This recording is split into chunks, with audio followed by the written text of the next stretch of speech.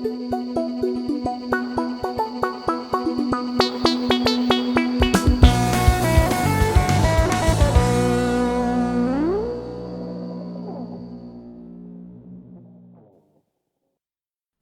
welcome to Keep Tappin X. Hey, what's up? Weekly podcast. Yo, guys. What's up? Got a lot of big stories today. Yeah, we do. It's going to be Fuck GameStop. I thought it was going to be like a dead week, but after talking about that.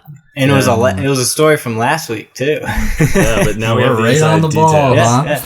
Yeah, but hey, guys, how are ya? Not bad. Same old. We have a jingle now. We do. Yeah, we do have a jingle. You guys heard that jingle? Yeah. I hope. We have editing. If all went well. Yeah, as long as everything went well on my end there, but whatever. We're ramping it up a little bit, slowly getting a little more professional. Slowly. Start off the usual way. Start off with some updates for the channel here. Should be brief, so you can skip past it. The brand.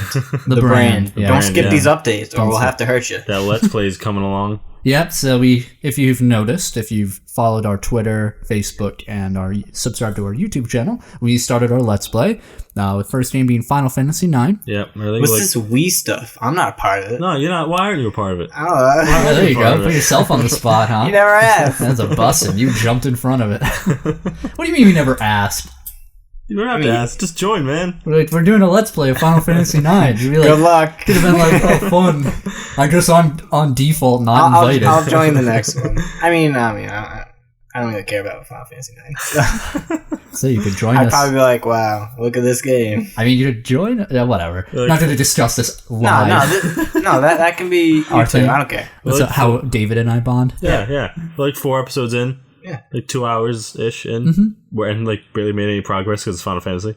But, It's not it's forever. I mean, not the best game to start with for a Let's Play, but it's fun. It's a cool game. Don't worry, it's not going to be like we're going to work on one Let's Play at a time. So people who are just like, well, not going to tune in for this one, whatever, like that's it for them.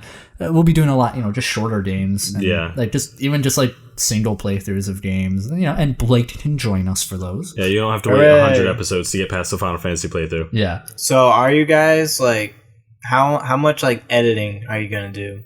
Are you just recording 30 minutes and plopping it up there? Yeah, or is it like basically make it all right, after this experience? After the 30th, random encounter, I think I should just cut these out. Well, we're gonna cut out like the grinding. Once any grinding session. Right. When I realize that no progress is being made and I'm just doing this to level, like that's like grinding. Okay, I'm just like, no, screw that. That's easy enough to edit. Right. It'll be fine. We'll edit out the parts. Like if you were on the couch watching us play, that part where you go to the bathroom, that's the part we'll edit out. Okay. The part you don't want to watch.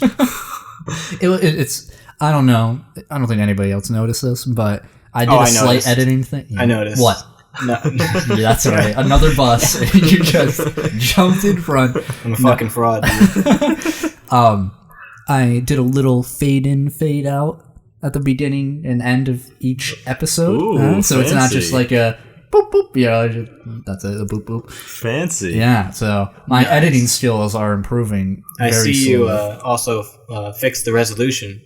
Because it was like zoomed out. It was the default resolution on Premiere was weird, and I didn't know how to edit it. I realized you have to do it when you export it. There's like a special thing you have to do, and even then I don't understand it fully. So again, I'm learning, people. So now it's in 720p. Yeah, so that's nice. We should be having not 1080p, 60 frames per second. It's a PS1 game. So bump up those graphics. I think like their limbs will move ahead of them. I don't even know. I don't even think it runs at 720, but.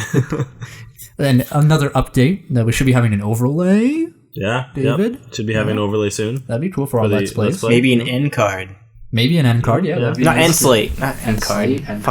End slate. That's what it's called. Yeah. Regardless, that'd be really cool. Yeah. Like, it'll just so you guys don't see those black bars on the side. Yeah. Kind of bad. ugly. It's an old game, so it doesn't like fit the whole Kobe. screen. We kind of need something. Wow. Roasted. Like, I love you. I love you so much, Kobe. So many buses. The real ones coming up for you. That was a threat, everyone. No. But any other updates? I'm trying to think. We should have streamed the other night. Streamed, yeah. Listen, you guys have been... Hold on. All right. The date today. What's the date today? Is February 10th, 2017. All right. I have to start saying. Yeah, I was about to say that should be like the first sentence. We're learning. All right. Welcome to episode blah blah blah on. Yeah. This is episode February. 6, by the way. Yeah. Episode 6. On what day? February 10th, 2017. Wow. The day before the world ended. Calling it. We were saying, we should have streamed. because me and Colby played For Honor yesterday. We'll talk about that. Yeah, we should have streamed it. We missed our opportunity, but it was fun. It was a lot of fun. Maybe stream this weekend if I have enough time. I don't know. You guys have been saying you're going to stream for 5 weeks now. I know. Look. To be fair, no. You're pressing the Let's Play a lot. We got that done. No, get to it. All right? Streaming's hard. Streaming's hard. You have to remember to do it. Yeah, the end. That's it. Listen, I know some folks that are trying to take our thunder. They're like, oh, we're going to stream because you guys don't stream. Who all said right? That? Don't worry about it. Yeah, I know some guys. You're right. Our rival, Keep Tappin X. No. They know who they are. That's... these are real that name people. was thrown around, yeah. Wow. That name was thrown around. Gotta start streaming. Are we they know who they are. Gang signs. They know who they are. Oh, wait, X. Yeah. Wait, what are we, Degeneration X? Yeah. Shout out to Shawn Michaels and Triple H. Yeah. So, can I just get this out of the way right now so I'll talk about it later? Go on. So, I've been talking about a lot of Kingdom Hearts. What's Kingdom Hearts? Don't worry about it. I've just been doing that. I've been talking about Kingdom Hearts a lot lately. And I finally beat Kingdom Hearts Dream Drop Distance on 2.8. And I don't want to go into too much detail on this because I talked about it a lot. But I beat it. I beat the Ansem fight as Riku. It was a pain in the ass. It was the worst fight I've ever experienced. It was bull. He just one-shot you. I was like, alright, I'm done. Maybe you should level up a little more. I did. I grinded 10 levels. He still would one-shot me because I'm on proud mode. And maybe maybe we'll level up like another 10 or so. I don't want to. Okay, fair enough. But I beat fair him, enough. So I'm happy. Okay. You can usually beat Kingdom Hearts streams around level 40. Though on proud mode, it's probably different. It's over. Now it's critical mode, though. Oh. Which I'm probably not going to do. No, never mind. That's true. Well, that being said, let's move on to what we've been playing this week. Unless anything... Blake, you first. Any other update? Alright, so this is Groundhog Day, friends. Alright, so... okay. Alright, Resident Evil 5. I know. Let's just... He has to talk about it at least 5 times. We're actually sponsored by Capcom. Shout-outs to Capcom. Capcom sponsors. Alright, so I only had one last playthrough of Desperate Escape, the second DLC for Resident Evil 5. Me and my cousin, Nathaniel, shout out, had to do it on Professional. So I talked about how hard it was on Veteran last week. So we cheesed it. We cheesed the shit out of this. So after you reach a checkpoint, you restart. Yeah. And it resets all the enemy placement. Okay. So once you hit a checkpoint, you go in the menu, restart. This even works when you're playing online because that's what we did. Yeah. You restart, and all the enemies reset to their original location. Like if you're like a horde is after you behind you, reset, they're gone. Wow. Yeah. Okay. And like the entire like area that was like behind you that you reached the checkpoint for, everyone's dead. Everyone's gone. Disappear. Okay. Cool, so we cheesed the hell out of this. Nice. It still took us like an hour because it's professional mode. So and that's not bad though. In the last it took a while to get to the last gauntlet part where you have to stay on the roof for like 7 minutes. Yeah. And that was hard, but like we were always at a certain like corner of the map and like we just like camped there. And then we found out like if we moved to like a different corner, it'd work a lot better. And we did. And we beat it I think on like the second or third. It might have been the second try.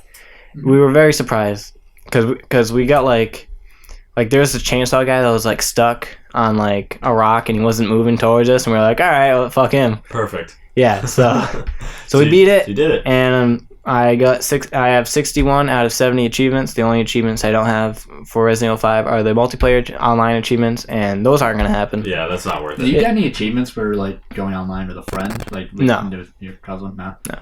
But you did the co-op achievements. There are no co-op achievements. It's just beat. Right, just beat whatever. On professional, on... I guess that's better. Veteran, yeah. Yeah. I hate multiplayer achievements, though. Multiplayer online achievements. Those are the worst. Is that if the servers are dead, you just can't get them? Exactly. It's awful. You two are completionists. I'm not. Like, I'm done with the game. Like, that was fun, and I will probably not revisit it for years. So, I'm like, all right, I 100%ed Resident Evil 5, but I didn't, and it hurts. Yeah. It hurts me. It must be the worst. I might go for it one day. Maybe next week, and you'll hear about it on the podcast. You'll go online, there'll be no one playing. Well, I booted up Versus, and there was like a couple people. Yeah. And I was like, literally. I don't want to do this. I don't want to. They're probably like experts too. Yeah. They're probably trying to get the fucking same achievements. Probably. It's actually Chris Redfield. But for now, that closes the book on my Resident Evil 5 playthrough. All right. And soon we're going to be starting Resident Evil 6. You heard it here, folks. So get hyped for that. The next chapter. Not 7, the one that just came out. Nope. 6, the really bad one that came out a few years ago. I thought it was good, but not like amazing. Yeah. But I'll let you know how it is when I play through it. Parts. Okay. Yeah. But I don't like how he changed voice actors. Yeah. That was a little strange. Yeah. No, I don't. I didn't follow that closely. Well, fuck you. Whoa. Right. So I played Resident Evil 5. Mm-hmm. I also played Dragon Ball Fusions. I played like a good 7-8 hours of it. Well, last week you played this week a half hour. Yeah, I played the tutorial and I was like, "This is awesome. Time to play Resident Evil 5." The end. But yeah, Dragon Ball Fusions is actually really good. Like, I'm mad that I took so long to start playing it. Dragon Ball Fusions for the Dragon Ball Z fans out there who do not know what this game is. So you create your guy. You can either be Earthling, male or female. You can be a Saiyan, male or female. You can be a Namek, which is there's only one. There's no gender. You can be an alien, which is a male or female, or you can be an alien. What's alien? It's like, I don't know, some green guy or whatever. It's weird. It's not or you can be in the lore? No, or you can be an off-worlder. Warlord. Off-worlder. Yes, off-worlder. Which the male is a Majin and the female is Kai. Okay, that's cool. Yeah. Well, so you can't be a female Majin. No. No. That's Xenoverse and Dragon Ball Heroes exclusive, I guess. Wait, what the hell's an alien? Yeah. No, you're just an alien. That's what I would pick. I'd pick alien. You'd be like fucking fucking Kui, like the purple guy. Oh yeah. That Vegeta murders. Yep. Why is this called alien? I don't know. I guess they were running out of names for races. Xenomorph. And that, I guess, Frieza's race would fall under alien or whatever. I don't know, but you can make someone that kind of looks like Frieza, but he doesn't have a tail. Anyways, So I picked Saiyan because I googled, can you go Super Saiyan? And they're like, yes. So I was like, all right, I guess I'm a Saiyan. So why would you not pick Saiyan? Exactly. So you start off, it's you, the creative guy, and this is all Japanese. Like, not the text, but all the sound bites. Yeah. So you hear Nani and Nani and Mazaka and etc. And it's really charming. And so it's you and your rival, Pinich. And he has the Hercule World Tournament belt and spiky ass hair, and he has a cape. I'm glad his name is Spinach without the S. Yeah. It's Dragon Ball. Yeah. Toriyama fashion. Yeah. So is it always Pinich as your? Yeah. Okay. He's on the cover and shit. Mm-hmm. So you collect. You have all the Dragon Balls, and you wish. Yeah. And you wish for the world's greatest tournament. You want to face all the strongest fighters, and then you get sucked in this dimension, and then you're in this weird it's all these people from the Dragon Ball universe are taken in the same dimension, and there's floating islands, kind of fucking Skyloft and Skyward Sword, all the floating islands and shit. Yeah. Okay. Yeah, he's just chilling. Yeah. And you see Capsule Corp on a fucking floating island. You go in, you see Bulma.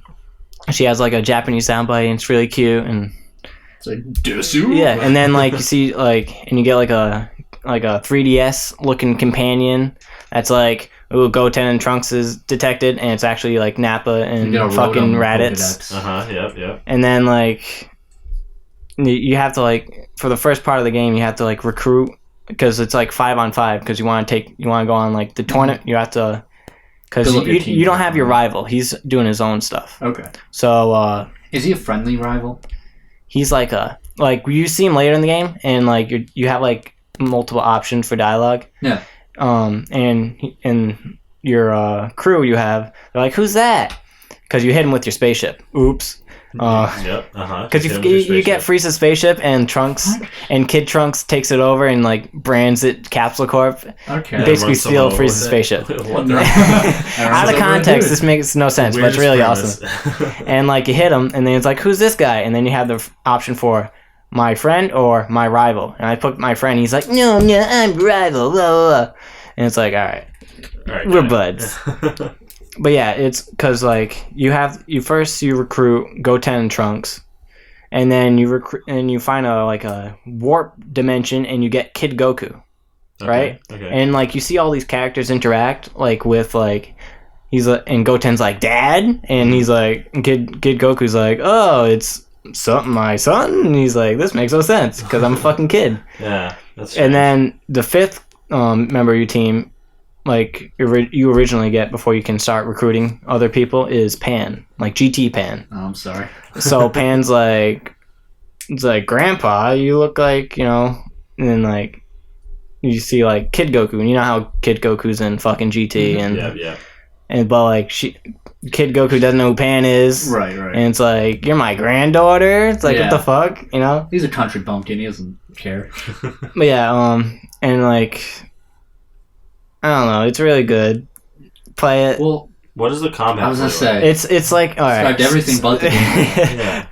So it's like, the max people you can get is 5-on-5. Yeah. It's sometimes like 3 on whatever, but it's like the max is 5-on-5, and like it's turn based, and there's like a turn counter like at the bottom. It's like a line, and like you see all the icons, and like once you like your turn is up, you go to the start, and then like it's like World of Final Fantasy. World of Final Fantasy does the same exact thing. Yeah. Maybe I haven't played that game, but I'm gonna assume you're right. So it's like an active battle system. Yeah.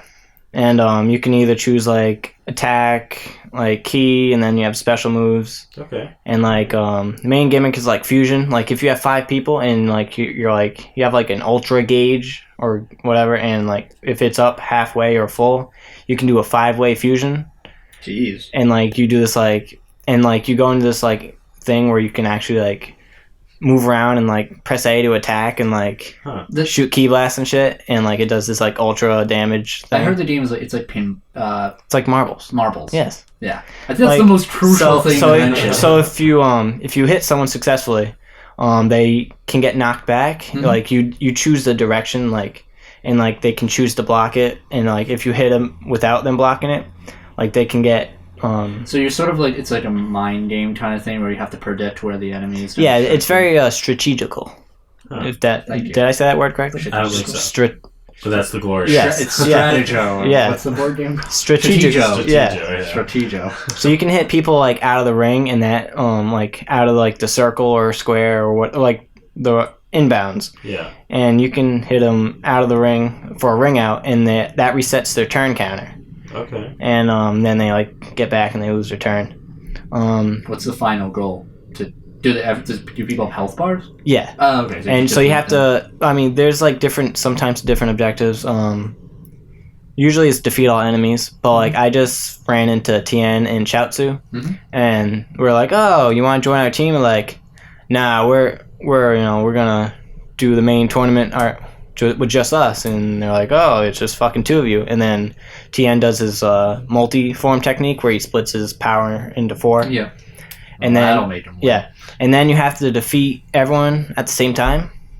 So like you have to wait until they're all like kind of grouped up. Yeah. And then you use like what's called a Zenkai attack or your Ultra Fusion, which is the 5-way fusion, and that like can kill everyone all at once. Was that fun or annoying? That mission? I thought I was like, because like if you kill one of them like by accident, they get all their health back. Like, oh, you revived or whatever. And I killed like 2 of them, and I was like, oh, this sucks. And then I was like, how do you do this? Google.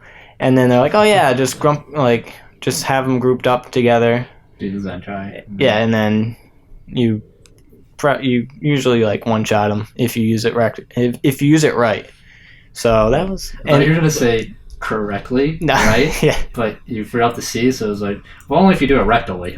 Yes, erectily. Well, I've always hated missions like that, where they kill them all at the same time. I've only encountered it once so far. Yeah. But it just reminds me of old World of Warcraft raids where they're like, here's a council of people, you have to kill them all at the same time. Oh, that's even worse in a massively multiplayer game. The worst. You have to coordinate that shit. The worst. Nope. Always hated it. There's also another objective type where you have to deal as much damage within a certain amount of it's like 200 seconds or whatever, and like the time doesn't stop even if you're in menus trying to select stuff. So it's like rough. You have to do everything. I hate that in games when you can't. I mean, it was pretty easy because I was facing Krillin. He's a little bitch. So like I just like slaughtered him with like 5 different attacks. Like I had to do like 5,000 damage. I had like 80 seconds left. Yeah. So it wasn't too bad, but it was like I can see like if there's more than one person, this could get annoying. Why do games do that you can't pause? I don't know. Like, in multiplayer games, obviously you can. Some games do it for difficulty. I know even in Resident Evil 7, you couldn't pause when you were in the menus. So I mean, I kind of get it for a horror game because it's like part of like the horror of it, but Dark Souls, I believe, is like that. Yep, Dark Souls like that. Like I need to go to the bathroom sometimes, guys. Like I can't just like find a safe spot. There's a reason the pause button exists. I mean, you can pause. It's just like this one. Well, I mean, I read there's like there's a few of these. Yeah. Like I think I mentioned this a couple weeks ago when we were talking about Resident Evil 6 that like you have to like if you're playing local co-op or whatever, you have to like go in the menus and select offline or you can't pause at all. Yeah. And like that's stupid. Yeah. You did mention that. That's pretty dumb. Wow. And last thing I want to mention about Dragon Ball Fusions, the overworld where like it has like mini islands of like random like Dragon Ball locations. You basically fly around like as your character, and it's like really cool. And like you like hold R to like move 3DS, and like right? This is for the 3DS. And like you hold B to like boost or whatever, and you can like run into like random like not random encounters, but like you can run into like someone, and you like start a battle with them. Yeah, basically. And like you can there's like side quests. Like I just did a side quest where like Bola or Bra, Vegeta and Bulma's second child. Yeah. She's in her like GT clothes, and like you're running around, you're like dicking around in the overworld. Then you hear like a scream. You're like ah, and then like you see like text box like oh, you know someone's in danger. We have to find them. And then like we find the person, and like we find like Bola, and she's like in danger, and then like. There's like these 2 mercenaries, and you gotta beat them. And after you beat them, she's like, "Oh, what are you doing? You're screwing things up." And we're like, "What?" And then some other guy, other random hero comes down. He's like, "Oh, I heard there was danger." It's like, "Oh, but you're fine. Goodbye." And then, she was like, using these 2 like mercenary guys to try to get this guy to like save him, so she could like hook up with him or whatever. Yeah. And like you have to do it like 3 times, and then like the 3rd time she's like, all right, I lured you here, I'm gonna kick your ass. And like she has like a team of like 4 of the people, and you have to like beat them. That's really funny. And after that, like you can recruit her, and like she can be on your team and stuff. That's interesting. Cool. That game sounds really interesting. I thought it was just going to be like a throwaway title because, Marvels. Yeah. But that's cool, though. Sounds different. You're having fun 7 hours in. My current team is me, which is my creative guy, Goten, Trunks, Kid Goku, and Tien, because Tien's a baller. It's a weird team. Yeah. There's power, speed, and technique. Like, that's like their main attribute of like different characters. And like, you can... Have you unlocked a lot of characters already? No. I was gonna say, because why the hell do you have them on your Kid Goku? Well, that's like your starting like team is. So you still have the starting team essentially. Well, Pan, I replaced Pan because Tien. Yeah, because I wanted Tien on my team. Yeah, Tien's awesome. I just unlocked Krillin. I don't think I'll add him to the team. But Krillin's cool. When you do the fuse, like the 5-way fuse, do you just become like a horrible amalgamation of all these characters? There's like what you look like depends on who you do it with. Like you start the fusion with. If you're a male Saiyan or whatever, you look like this fucking fan fiction ass like OC with like blue ass hair. And if you like do with Pan or whatever, you like look like kind of the same person, but you're a chick. If you do it with a Namek, you look like a ultra Namekian guy, and like the same with the other races. All right. What about Alien? Alien? Yeah. What about Alien? I think you look like an abomination, like some blue guy with red eyes and fucking Perfect. You look like a Star Wars. Like he's turned to Chewbacca or something. Overall, it's really fun, and I'm looking forward to playing more of it. Hopefully, I'll play more than Dragon Ball Fusion, so I have more to talk about next week. We'll find out. Yeah, we'll find out. No, I know.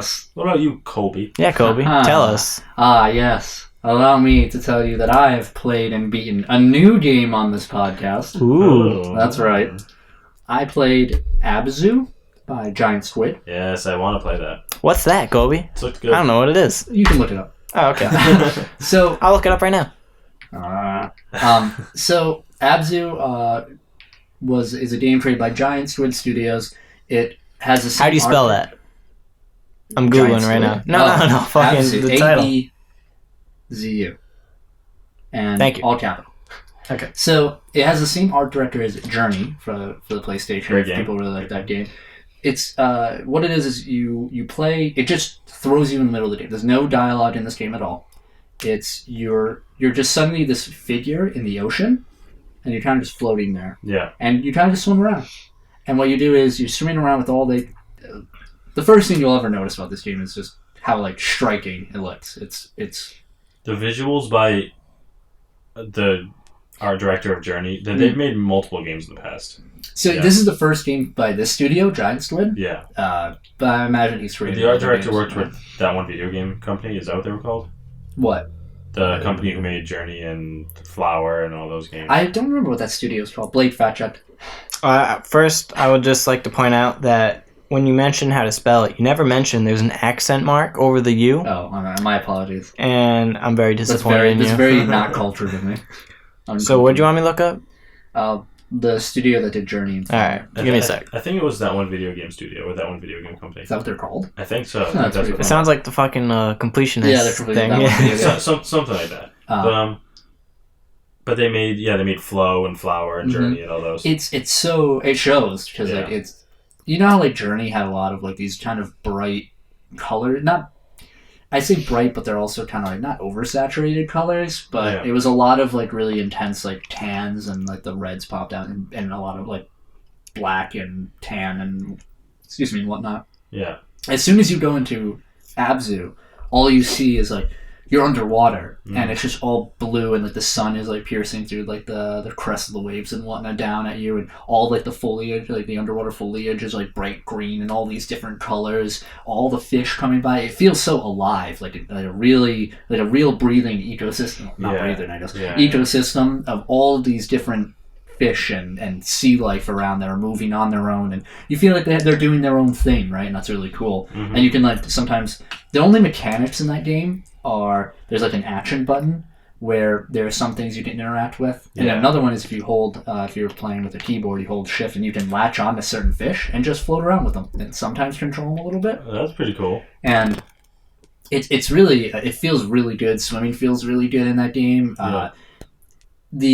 Basically the story is like just like Journey is like really vague, or kind of like how like Shadow of the Colossus, Ico, all those kind of games are, even those tell more of a story than this game. Yeah. Whereas this one, the only way you discover the story is through context clues, where like there's like hieroglyphics on the wall of like a past civilization that kind of give you the story.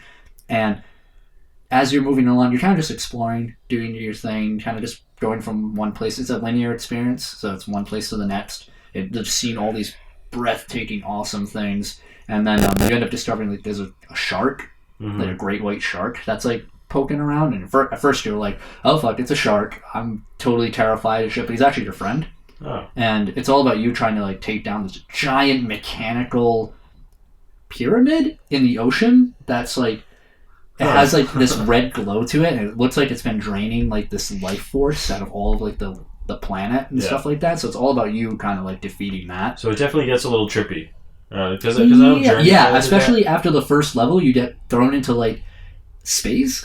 Like this, you float like you're in an ocean, and it looks like there's an ocean below you, but like there's just like spirit lights all around, and like these pillars, and then above you, it's just that was weird, as vast, like as you can see, it's just like space, like not like blank space, but like space, like stars and stuff, and it looks gorgeous. It is stunning. Blake, you fact checked. Yes. The company is That Game Company. You're close. You're close. Yeah. One thing I'll say about this game is that the music it's amazing. It's like this full orchestral score to it. They actually just put it on Steam for like $5.99, I believe. So I recommend it because I had to stop at some points just to listen to the music. It was that good. And there were some portions where you get to go through like a jet stream, you know, what they call them, underwater jet stream thing, and it's just a really simple mechanic where like there are schools of fish along the way, and if you like just put your way into them, you know, just like swim into them, that you collect them and they follow you, and it's cool like that. Just these tiny little mechanics they add that really help the game. And I beat it in 93 minutes, and I fucked around a little. So that game is really short. Those games usually aren't too long. And I don't know. One thing I actually wanted to ask you guys about is, would you pay $20 for a game that took an hour and a half for you to beat? I'm not sure. I don't like to completely judge the cost of a game by its length. Yeah.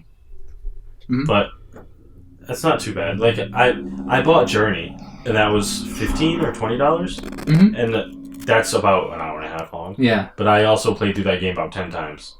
Because since it is short, and you can just keep playing it, you play it over and over and over, it doesn't really take a lot of time. Yeah, that's the thing with Abzu too, is like, I kind of want to replay it again, just to like experience it again. Yeah, sometimes there's things you miss, you know, first time you play, and you can get to, but if the hour and a half experience was good enough, I would pay $20 for it. Yeah, because that's what I was thinking, because I got it in the Humble Bundle monthly thing. Yeah. So I got it with like XCOM and all that. So I didn't pay $20 for it. I paid $12 for that and a bunch of other games. So I felt like, I got my money's worth, you know. But it was such an experience that like I think about it like to this day when I want to go back and just play through it again, even though it's so quick. Yeah. And like I already experienced most of it. It's I just think of this one scene in it where you fly out of like this like little tunnel thing, or swim out of a little tunnel, and as soon as you like see, you're basically like in a trench, and at first you're just like, this is terrifying. Like it's just vast. The game feels vast, right? Like the ocean, it's huge, right? Yeah. But all you see is like this school of like tuna or something just swimming in a circle, like they do, and like swordfish are like flying through it, or flying. God, I keep saying flying, swimming through it, and it just looked so awesome. Like you guys gotta see it. I own it. I haven't played it. Yeah, you do. Did you have the I recommend it because you can just pop down and finish that in one sitting. Yeah, I'll definitely do that. Super cool game. Totally recommend it. It's got some feels in it too. So here's the question, Kobe. Yeah. First of all, I wouldn't buy it for $20. Oh yeah. Second of all right. So here's the question. Yeah. Is it better or worse than Echo the Dolphin? Worse. Worse? Well, what is better than Echo the Dolphin? Exactly. That's a good question. Oh, yeah. I know. Echo the Dolphin 2. Does it have a sequel? Yeah, it does. Yeah. He said as he looked on his phone for fact-checking purposes. I played Echo the Dolphin when I was a child. I played the game. I owned it. I could not beat it. Me neither could I. I had it for the Sega Genesis. Couldn't beat it. That game was impossible. To this day, I actually think it's impossible. I sense a Let's Play. I never played it. I sense a Let's Play. Let's play Echo the Dolphin. Let's play Echo the Dolphin. No, it's Defender Keep of the Playing X. Echo the Dolphin. Keep playing Echo the Dolphin. So the sequel, apparently is called Echo: The Tides of Time. Damn. What? Time travel. What? Incorporated. Time traveling dolphin. Yeah. If anything does time travel right, it is Echo the Dolphin. Yeah. I think it was for the Sega CD. So it's like unplayable, pretty much. Hold on. Let me I'm sure it has a port somewhere. An emulator, a ROM of Echo the Dolphin time travel. I'm excited. Yeah, let's play it. All right, if you want Sega Genesis. Oh, it's for the Sega Genesis? And the Sega CD. Yo, I'm down. All right. I'm down for Echo the Dolphin 1 and 2. I have Sega Genesis, so no, get hype. We have to play it on a ROM so we can stream it. Well, that's illegal. We have to stream Echo the Dolphin. That is illegal, my friend. It's not. All right. Are they going to shut down Echo the Dolphin? The game's not in production anymore. It doesn't matter. We'll find out next week on Keep Tappin Prison Bars. Yeah. Get excited. What did I play this week, you say? Wait, hold on. Wait. Did you finish? Yeah, I played other things. Yeah. What else did you play? Yeah, what else, Just because Kobe? you're excited about the one new game. I am. I'm excited. I played the default, Bravely Second. Make it any farther? Yeah, I'm making it farther. Okay. I'm like 37 hours in, right. so... Anything bad? Nothing new, no new developments. All right, no new developments, alright. World of Final Fantasy, I just keep playing like an hour at a time. Did you summon any particular person? Sora. Alright. Good. How was it? It was awesome, because he casts Ragnarok, which is useless in Kingdom Hearts, but in this is really good because he casts regen on all of you, which is really good. Cool. But that's cool. Hold on. I beat XCOM 2. Good, nice. Did I die? Did we all live yet? Very close. I saved Nice. some because David died. No. Oh. David panicked. He was going to die, and I was like, I'm not going to go through the animation. So I went back. So David, you're probably dead, but it was... Dude, the difficulty spike in that game is insane. It, like, up until that point, I was like, I got a pretty good handle on this. Mm-hmm. And then you reach the very, very final objective, the very final part of the last level, and it's like a gauntlet, and it's dumb. I had to win by cheesing. Really? Because you get a special unit at the end of the game. It's like a super psionic person, and it's like you in the game, like you're the commander, and he's like really overpowered and stuff.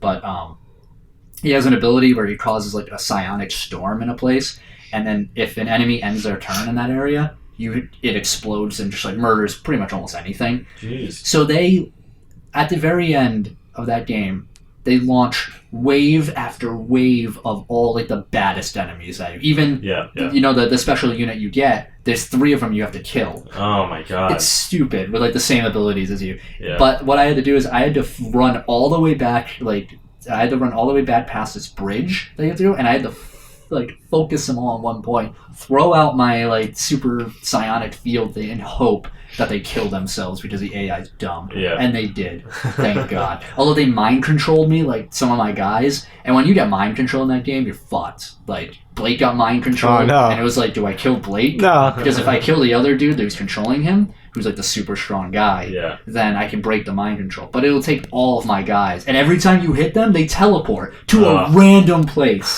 So I had to like hunt those guys down. It took like everything I had just to freaking do it. Thanks, pal. Yeah, that sounds awful, but I appreciate the difficulty at the end of the game. See, it was so unwarranted though. That's the thing. I love because that game's difficult all the way through. Yeah. And then they throw this at you. If I'm a horrible person, and I put it on easy mode towards the end of the game. Bitch. Yep, a little bit. And then the game's kind of a cakewalk. Yeah. But if I was not on easy mode, because I put on easy mode because I really enjoy those games, and I like getting that power, hungry feeling of just wiping out my enemies. I'm a little bitch. But if I was playing on normal, like forget it. I'd be destroyed. If I didn't have like full upgrades, you know, the best weapons, everything. It was dumb. That's it. That's all That's all you played? So I beat XCOM 2, beat Abzu, played more of the 2 Square Enix games I'm playing. Yeah. We're talking about another thing. Played For Honor. Yeah, but first talk about your other games, because I want to talk about For Honor together. I beat Kingdom Hearts Dream Drop Distance 2.8. How was it? It was Kingdom Hearts. It is Dream Drop Distance. It wasn't recoded, so it was good. It's a game that's already been released. But did you like it? Yeah, it's good. The Ansem fight is horrible. It's the worst fight in existence of any game. But did you play the 3DS version? I did. How do they fare? It's better on 2.8. Yeah, it's good. It's 60 frames. 60 frames. It looks better. It plays better. Yeah, pretty much. I don't remember if. Okay, so after you beat Ansem as Riku, spoiler alert for a game that's been out for years. No! After you beat Ansem as Riku, you then fight another boss. You fight young Xehanort. Oh, yep. The time one, yep. There's a boss after that I did not remember in the 3DS version. What, but I could just be stupid. Vanitas? Yeah. Vanitas armor, that was in the 3DS version? Alright, that fight was a joke. Yeah, it was. Super especially compared to Xehanort. Yeah, and young Xehanort's a joke. Stupid. Young Xehanort's a joke compared to Ansem. I think we had more trouble with young Xehanort. Really? Yeah, because he kept fucking... Maybe it's just because I was on Proud.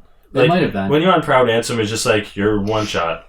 And it could also just be like the build you had for your character. Your command. Because we might have just... Blake and I went pure physical. Like, I went pure attack. I used no magic except cure. I don't remember. I have no idea. It's been a long time. My deck consists of 3 Kiragas and then all physical moves. Blake and I were gonna play that game Thursday, but then a blizzard decided to destroy Rhode Island. Yeah. Like, fate does not want us to play. Nah. But hopefully next week. We'll find out when the nuclear war happens. No, dude. So yeah, Ansem was difficult. The young Xehanort was pretty easy. It was just kind of like I smacked him around, and he was like time stop, and I was like, Link thing, Reality Shift, and then I won. But did you name your Dream Eaters? I did not. All right. We named ours John Goodman, T-Rex. I have no recollection of this, but I don't recommend. That was our thing. Bro, I don't remember what we named the other one. John Goodman, T-Rex. John Goodman, Listen. T-Rex. Because I think he ate a lot, and we were horrible people. We just made a joke about it. Is that why we did it? Gee, why else would I name a T-Rex? Wait, wasn't there a movie? Yeah. Did John Goodman voice that guy? I think he did. We're back. Our dinosaur story. Yeah. Fact check it. I'm doing it. All right, fact check it. I remember that movie. Is that why we did it? But besides Kingdom Hearts, played a little bit of Overwatch, played a little bit of Smite, but most of all, For Honor. For Honor. Yeah, and I'm going to talk about that after I fact check this. So, John Goodman played John Rex. Goodman? Alright, that's probably why. So, for those who don't know what For Honor is, which is like nobody, because everyone knows this game is by now. I had to be reminded. It's a third-person multiplayer. It's a third-person action, combat, multiplayer combat. Yeah. Arena there are two game modes. There's team deathmatch and there's like capture points. Yeah, like capture points. So A, B, and C. If anybody's ever played Star Wars Battlefront, it has that sort of command point style where you have to like stand by a node and capture a point when no other enemies are there and stuff like that. Only it's a lot cooler than that game because hold on, because it's Knights versus Vikings versus Samurai. Ooh, and Jedi Knights. Where are the Jedi Samurai? Well, kind of. Or the Jedi Vikings. I'm trying to think of the equivalent of Vikings in Star Wars. Hold on. Whatever. But, sure, I'll think of you pick your faction, mm-hmm. and then no matter which faction you pick, you can play any class. The faction's just for like multiplayer bonuses, like season bonuses. Mm-hmm. In the beta that we played, there are 9 classes, 3 for each faction. Yeah, you said the 3 factions, right? Yeah. And what do these classes consist of? So the factions Knights, Samurai, and Viking, and for example, 3 Knight classes. The first one is the Warden, which you have a 2-handed sword. So yeah, and you're kind of like a fast attack, just kind of like pure offense. The second one is a Conqueror, which is a shield and a flail, which is definitely more defensive and like passive and David's patient. playstyle. Yeah. And then the third one is a Peacekeeper, which is 2 kind of like dagger swords. They're like the assassins sort of thing. Yeah. And each faction goes along the same sort of route where it's the first class is always like a balanced sort of character with like a little, they have their own little nuances to them. The second one's always like the beefier, kind of tankier, shield wearing kind of guy. And aside from the samurai, the samurai actually have like a spear, sort of 99 looking wielding. There is no samurai class with a shield. Yeah, because it tries to stay historically accurate. And then the third one's always like an agile class, like the Peacemaker or the Berserker. I think the Vikings have, which are like 2 axes wielding badass, like that swings around his arms, and then the samurai has like a katana wielding, like they're all about like dodging at the last second to counter and stuff. It's cool, but there are no ranged weapons. There's very few ranged weapons. Yeah. Also. So what you have is like everybody has one weapon. They have their base weapon, and then you have you have a kill streak sort of thing, but you get to keep the abilities after you reach that threshold, so you kind of level up mid-battle. So, the samurai, one of them has like a bow that you unlock after you level up in the game. Yeah. And you can use that, and there are like super long cooldowns for everything, which is good. Yeah. But the classes feel pretty good. They do. And just for an example of the combat, because it's very different, the game has a little bit of a MOBA aspect in the sense that there are minions. And if you kill the minions, which are just like, the little dudes, you can just kind of one-shot them with a light attack. You get a little bit of experience, and you get points towards the battle. Mm-hmm. These minions only exist in the capture point mode. They don't exist in because there's always a battle going on with like little nameless minions in the middle of the map, and they're like fighting each other. And there are always 3 points on each map. You just stand by on the point to capture it. And if like an enemy's on it, you have to kill them before you can capture it for your team and whatever. But in the middle point of every map where these little guys are fighting, you have to kill the little guys and push your front forward. Mm-hmm. And then if you have more guys in the middle, you get the point. The object of the game, in Dominion mode at least, is to reach 1,000 points. And then when you reach 1,000 points, the enemy, quote unquote, breaks. and you have a chance to kill. If you kill the enemy while they're in that broken state, they're dead. They can't get rezzed. They can't get brought up, revived, and you win. And they can't spawn either. Like, they can't naturally spawn. All right. So, and you get 100 points for capturing a point, and 1 point per minion you kill, and then like 5 to 10 per like an actual player kill. And when you're broken, you can recover by like, say they have point A, B, and C, and that puts them just over 1,000. And they're like, you're broken and stuff. If you die, you're screwed. If you like capture one of those points, it'll minus 100. You know, the points will transfer over to you, so you're not broken anymore, and then you can die and be okay. Yeah, and the combat's kind of the strangest part of this game. Oh, it's the best part too. It is the best part too. I dropped something. So I play on mouse and keyboard. So like it's like left click is light attack, right click is heavy attack, like middle click is shield bash and all that. But when you fight, that's just when you're running around. But when you fight another player, you have to lock onto them. And when you lock on, it becomes you kind of like start strafing around them. Yeah, when they come to attack you, you have 3 positions that you can, like defensive positions you can be in. And you either move the mouse or move the right joystick, I think.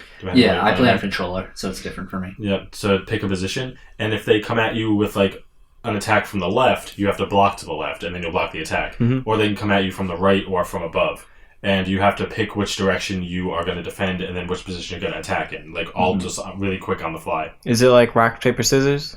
Kinda. People describe it like that. What is it? It's more like you're matching them. So it's not like up beats anything, like up beats left and left beats up. What it is that when you go into your stance, you have one of 3 stances. Yeah. Like say I'm defending left, and you strike at me from up or right, I'm defending from the left, so I'm going to get hit. Yeah. So you have to block in the same direction as them. And you can, like...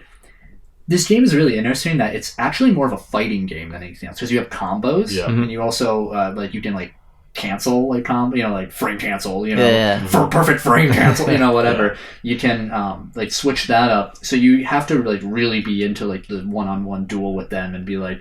You only have a slight moment of where it shows where they're attacking. So you can be like, they're attacking from up, and you're like, oh, so you have to change your stance. Especially if they're one of the faster classes, like if they're one of the dual-wielding classes, you have actually about half a second to get in that right position. And then they'll attack again, then again, you have to keep doing it, and then once they're open, you can swing at them. And the samurai class is an unblockable, so you'd be like, oh, blocking! He's like, yeah! You just have to dodge it, because you can roll and stuff. Yeah, you can dodge roll too, which is usually that's what I prefer. Yeah. Because you have to be really good for blocking. It's really satisfying, but dodging works pretty well. It uses a lot of stamina. The tanky class I play the Conqueror, which is like the tanky knight, and you have a shield and a flail, and while you're blocking, you can kind of like start swinging your flail and charge up an attack, and then when you block, they get like off balance for a second, then you can swing and do like massive damage. All right. So you have to...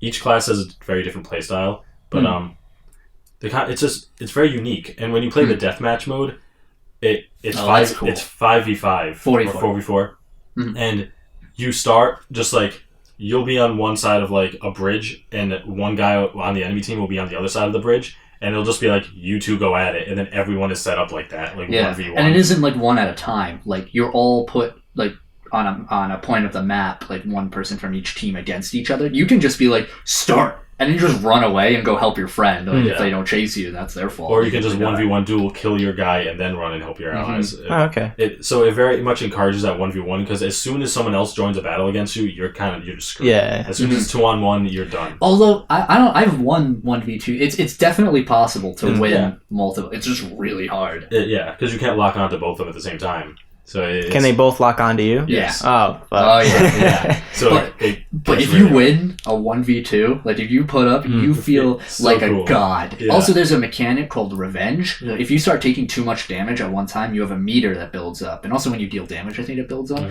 But it's called revenge. What it does is you go into the mode, everybody near you gets like pushed back, and you gain temporary health, armor, damage, like speed. So it's in those cases where you get like 2 people come at you, looking to wreck you, and you're just like... To make it a little more balanced in those cases. Okay. Yeah, and it works. It's a really good mechanic. Yeah. And the 2 things in this game that make you feel like the most badass is, one, when you shield bash someone off of a castle. Oh, it happens all the time. And they just fall off and die. It's so good. Yeah. Or when you come jumping off a wall and plunge onto someone and kill them. If you do not hit someone... I found this out.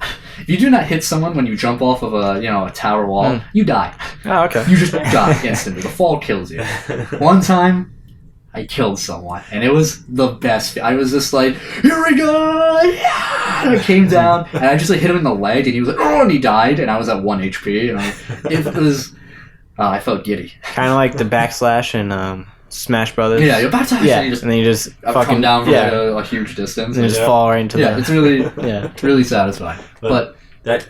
So I think satisfying is a good word for that game. The combat just feels like... It feels so like heavy and just nice. Whenever you hit someone, it's just like, yes, you feel so cool. Yeah. Like, it's so I don't know if I'd pay $60 for it. They said they're releasing a full single-player campaign. Game releases on the 14th? Yes, 14th. Valentine's Day. On Valentine's Day. So this was the beta? This is the beta. Okay. This is the open beta. Right. It runs from the 9th till the... 13th or 12th? Yeah, whatever. I think it ends on Sunday night. Another important aspect of the game is you get gear. Oh, yeah. This part I'm kind of weird about. So you get... After every match, you scavenge the battlefield and get gear, or you can buy like random loot boxes, kind of things, and you get gear for your character, for your individual character, and it affects your stats. Yeah, it's not just cosmetic. Like you actually have like an attack stat, a defense stat, a sprint speed stat, or like a stamina recovery stat, all that, and the gear affects all that stuff. Yeah. I don't know how I feel about that. Yeah, because you know that there'll be like legendary pieces of gear that are just objectively better than you know. So far, like the gear in the beta hasn't been too bad. Like I've gotten a sword that makes me like really stronger, like a lot like more attack power. But it's always at a trade-off, which is kind of nice. But like the trade-off wasn't nearly like good enough to be balanced. Yeah, it's weird. I mean, it's dangerous. We won't know until the full game releases to see how much gear they put in and everything. Plus, cosmetically, everything looks really good. Even the gear looks really nice, and it looks different. Yeah. Is the gear the only thing with attributes? Or do you have your own attributes that you can maybe disperse? You can't disperse attributes. Okay. Yeah, there's nothing like you have base stats depending on your class, and then the gear. Okay. You unlock feats. Feats are like the kill streak things I was mentioning earlier. Like get a longbow, or one of them's awesome. The Warden. Or I think the Knights in general, their final abilities, they can launch a catapult that you just like, over here, and then like a rock just comes down like a flaming meteor and just kill. I got double kill once doing that. Oh, so good. But like you unlock different one of those as you level up. They don't seem that much like, they're all very different. Like one of them's like, the catapult, while the other one in that tier could be like sharpen your blade or whatever. It does like bleed damage or something. Yeah. So I know another one, that final one for the Conqueror class is all your actions are uninterruptible. Yeah, that's another one. Which is pretty cool if you're fighting a player. Like, but a catapult is one shot. Well, it's really tough to hit. That's the thing. It's really tough to hit. And the arrows for the samurai are so dumb. They don't work, even though I really want them to. They just fire a volley of arrows from the sky, but like they never hit because they're super slow. But with the catapult, can you change the trajectory? Yeah, so on the controller, you hit right on the D-pad, and it shows up like a Tardian reticule, and you stand still. So you can't do it like mid-duel, just be like block, catapult, block. You have to be like kind of a little far away and hope that they stay in one place for too long. We were playing with a friend who kind of compared this game to Dark Souls. Yeah. And I agree in a sense where if you're not patient when fighting another player in this game, you'll just die. Yeah, definitely. You can't rush in. Your stamina drains so fast that it doesn't really encourage you just to flail wildly. Yeah. Doesn't stop me from And if you're just kind of like attacking like willy-nilly and they just block you and you're dead. Overall, though, good game. I really want to see what the single player is going to be like. Yeah, the main game's supposed to have more classes than a single player. So. Yeah. So I'll see how that goes. So you guys going to get it? I want to. I know we have a few friends who are grabbing it. What I said to David earlier, I was like, this is a game I would get if all my friends got it. Yeah. And I hope they don't have the same mentality as me. This is a game I don't think I would play alone too much. Yeah, same. I just don't have enough time to invest in something. This is a game that you really want to like share the hype. Yeah. Yeah. Oh, yeah. It sucks that teams are only of like 4-on-4. Because like we have a lot of friends who play this game, who are playing the beta right now. Last night, there were groups of friends. Go on.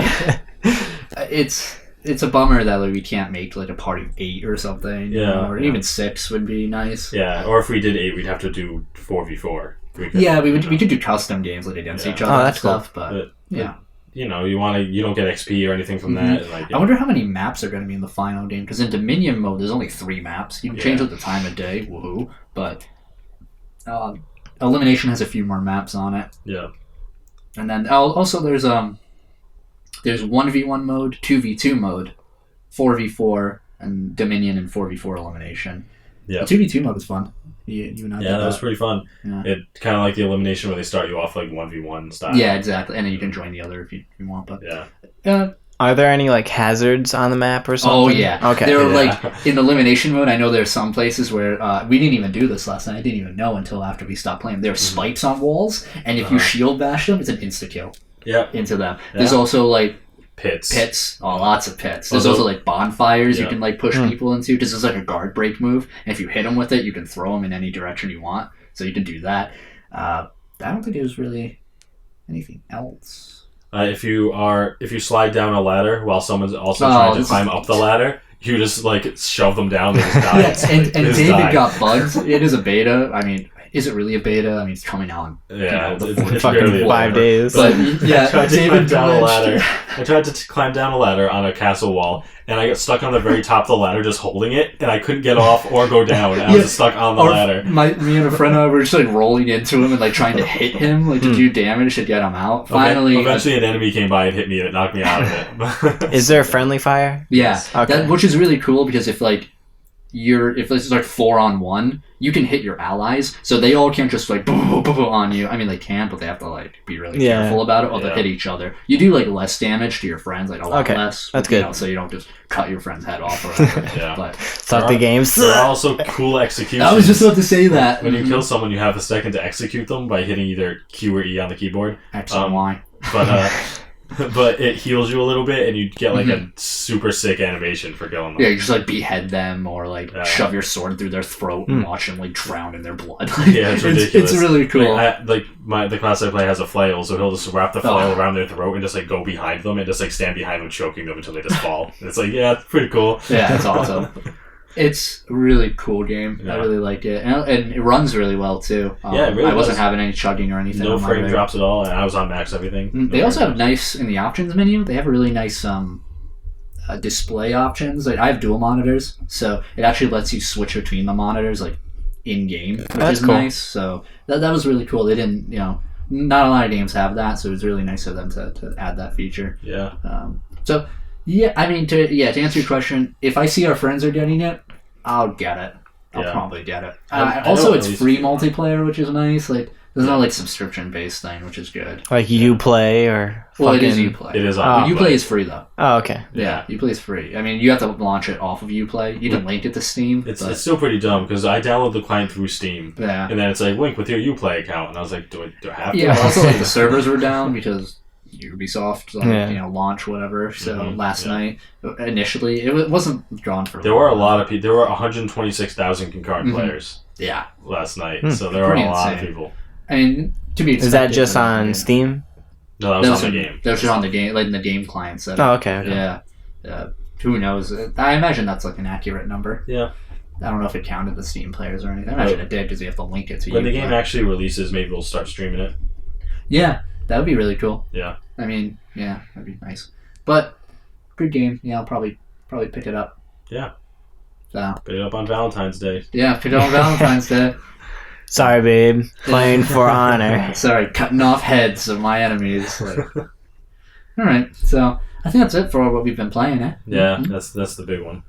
But the question is, what came out this past week? Well, I got the list right for you. I just elbowed the wall. All right. Not a lot. So, all right, we're going to see if anyone's played these games. All right, we got...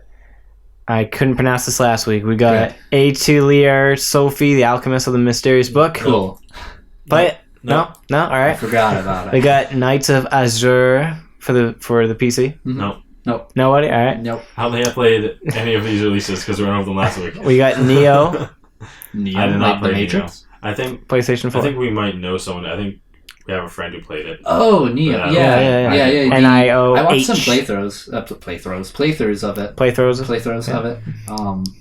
It looks fun. It's Ninja Gaiden, Dark Souls, Samurai. Those are the Samurai Jack. Speaking of Samurai, rest in peace. We got Splasher for the PC. Anybody? It sounds like a Splatoon ripoff. It really does. I think last week we looked up and it was. It kind of was. Yeah. It was like crap. what do you call it? A Super Meat Boy. Oh, yeah, that's like right, Splatoon. that's right. Yeah. And we got the PC port for WWE 2K17. Yeah. Oh, Nope. anybody? All right. Coming up next week. Might as well get it. Might as well talk about it. Do you want to do that now? Maybe an hour left. All right. So upcoming releases, we got Deformers for the PC, Yeah, Deformers. PS4, and Xbox Transformers One. store brand. Yeah. We got Ride 2 for Ride or the die. PS4 Ride or and die. Xbox One. Mhm. And we got Sniper Elite 4, the 4th installment in the Legendary franchise. Well, to be fair, I heard Sniper Elite 3 was actually pretty popular. Yeah, You I heard shoot it was there. I actually heard it was pretty good. Nice. Which is weird because like Fucking Nazis. the game Sniper, like when you hear Sniper Elite, you think like crappy mobile title. Yeah, Like, oh, I think of like the games that come with like an orange shotgun. Oh, totally. Yeah, yeah. The Like peripheral- yeah, the like really bad peripheral. brass pro.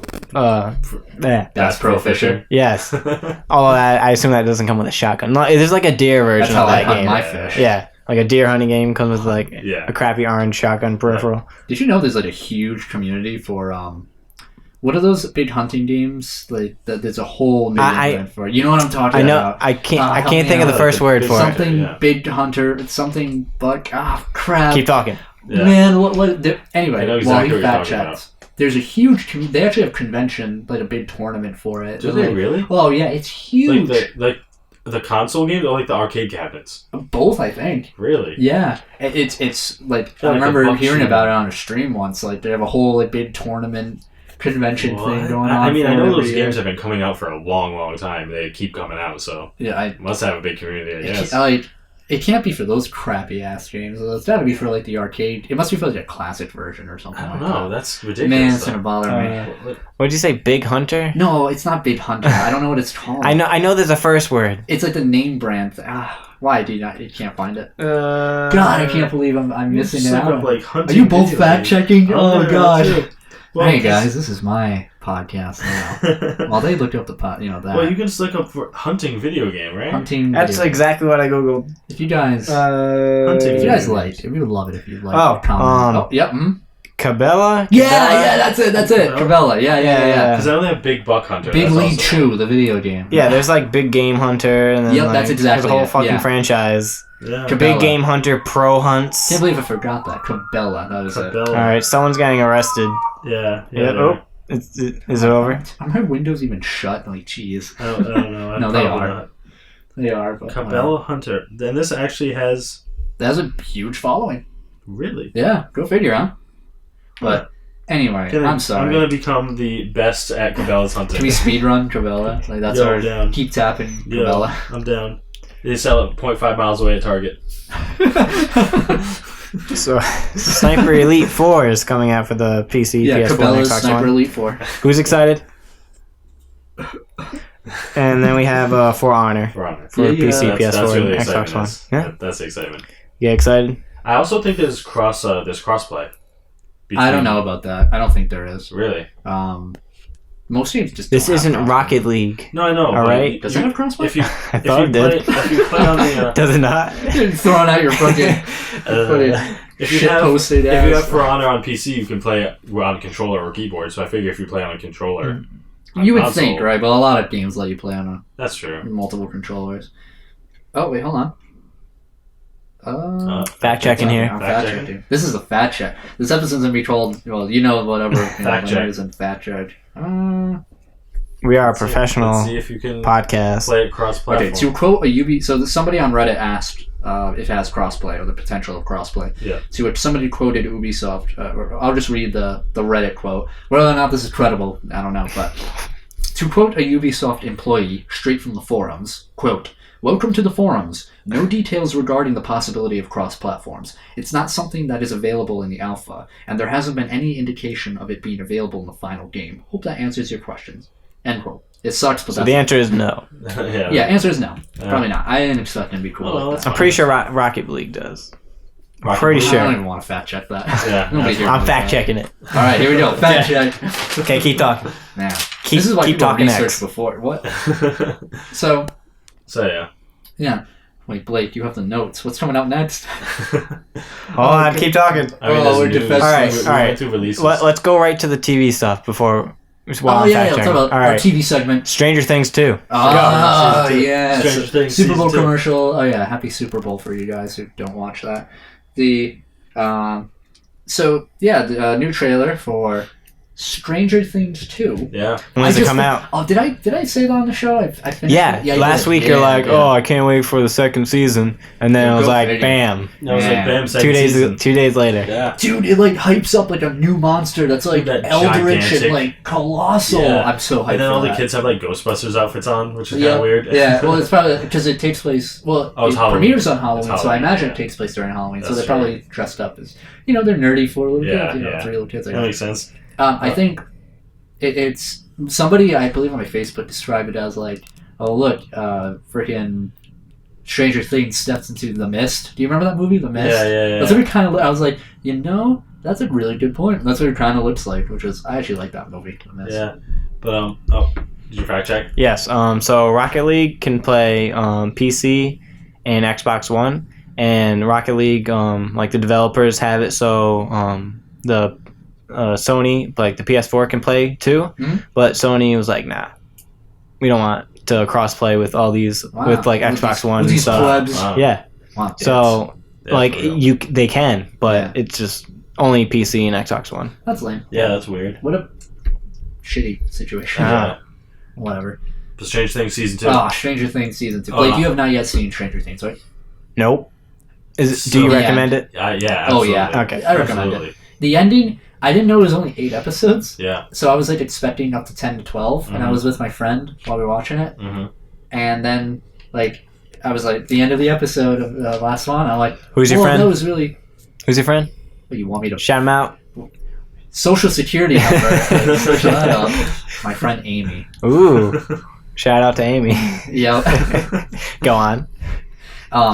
We watched that, and at the end of it, it was like, it ended and everything. I was like, oh, sweet, next episode, and it wasn't. I'm like, wait, that's where it ended? I didn't know there was going to be a season 2. Yeah. So I was just like, if that's where the show ended, I'm kind of happy with it. Yeah. But it left it really open. It did. It really did. So I'm glad there's going to be a season 2. I really hope it doesn't share the same fate of like, I don't want it to go more than like 3 seasons, right? Like, yeah.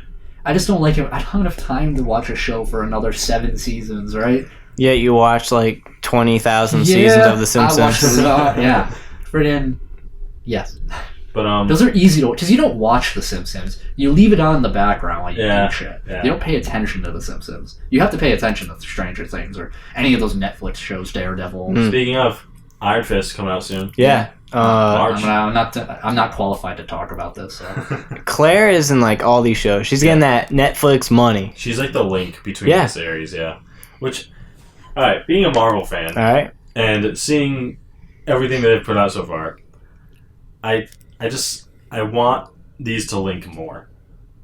Like I know at the end of Luke Cage they mentioned Daredevil. They like named lawyer. Spoiler. Yeah. Like, you're gonna need a lawyer. It's a name drop, But and they do that, and I know Jessica Jones and Luke Cage kind of teamed up during Jessica. Well, Luke Cage was introducing Jessica Jones. Spoiler. So there was that, but it's a spoiler for like a first episode. But like they link up like that, but I just can't wait for the show where they're actually all together. The Defenders, right? Yeah. That's coming out this year. Yeah. Along with Punisher. Yeah. And Iron Fist is coming out in March. Yeah. But Punisher's not part of the Defenders, so I don't know if he'll show up. I mean, he plays a big role. He's there. So maybe he'll be like, sup guys. Yeah, maybe. Or he'll play like an anti-hero. Do you just murder all the Defenders? And Red. And I know all that's in the same universe as Agents of S.H.I.E.L.D. And I want Agents of S.H.I.E.L.D. and the Netflix series to mash together. I want that so bad. I just want them in Infinity War. They need. Oh, they have to be in Infinity War. They gotta be. Even if it's like, there they are in the background, beating up those goons. Yeah. Now cut back to Iron Man. Yeah, please. Speaking of new Marvel shows, I watched Legion. Ooh. Yeah, I'm very interested in that. How was it? Or how is it? It was good, but very confusing. But I felt like it was intentionally. Did you watch all of it? It's one episode. It's the first episode. Dumbass. Okay. But all right, hold on. All right, I'm gonna kick the shit out of this show isn't for some reason, isn't on Netflix. It's an FX show. So it's FX and Marvel.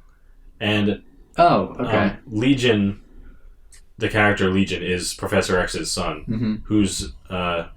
Isn't in the comics, isn't he like one of the strongest mutants? He is. In the comics, he has multiple personalities, but each personality has a different superpower. That's so cool. And he's just like crazy going between all this nonsense. But and in the show, it's kind of the same thing, except it very much puts you in his head. So barely any of the show makes sense. And until the end, and it's kind of intentional. But they call him a mutant, and I don't know. Well, if you mentioned it's an FX, it is an FX. Then it takes place during the.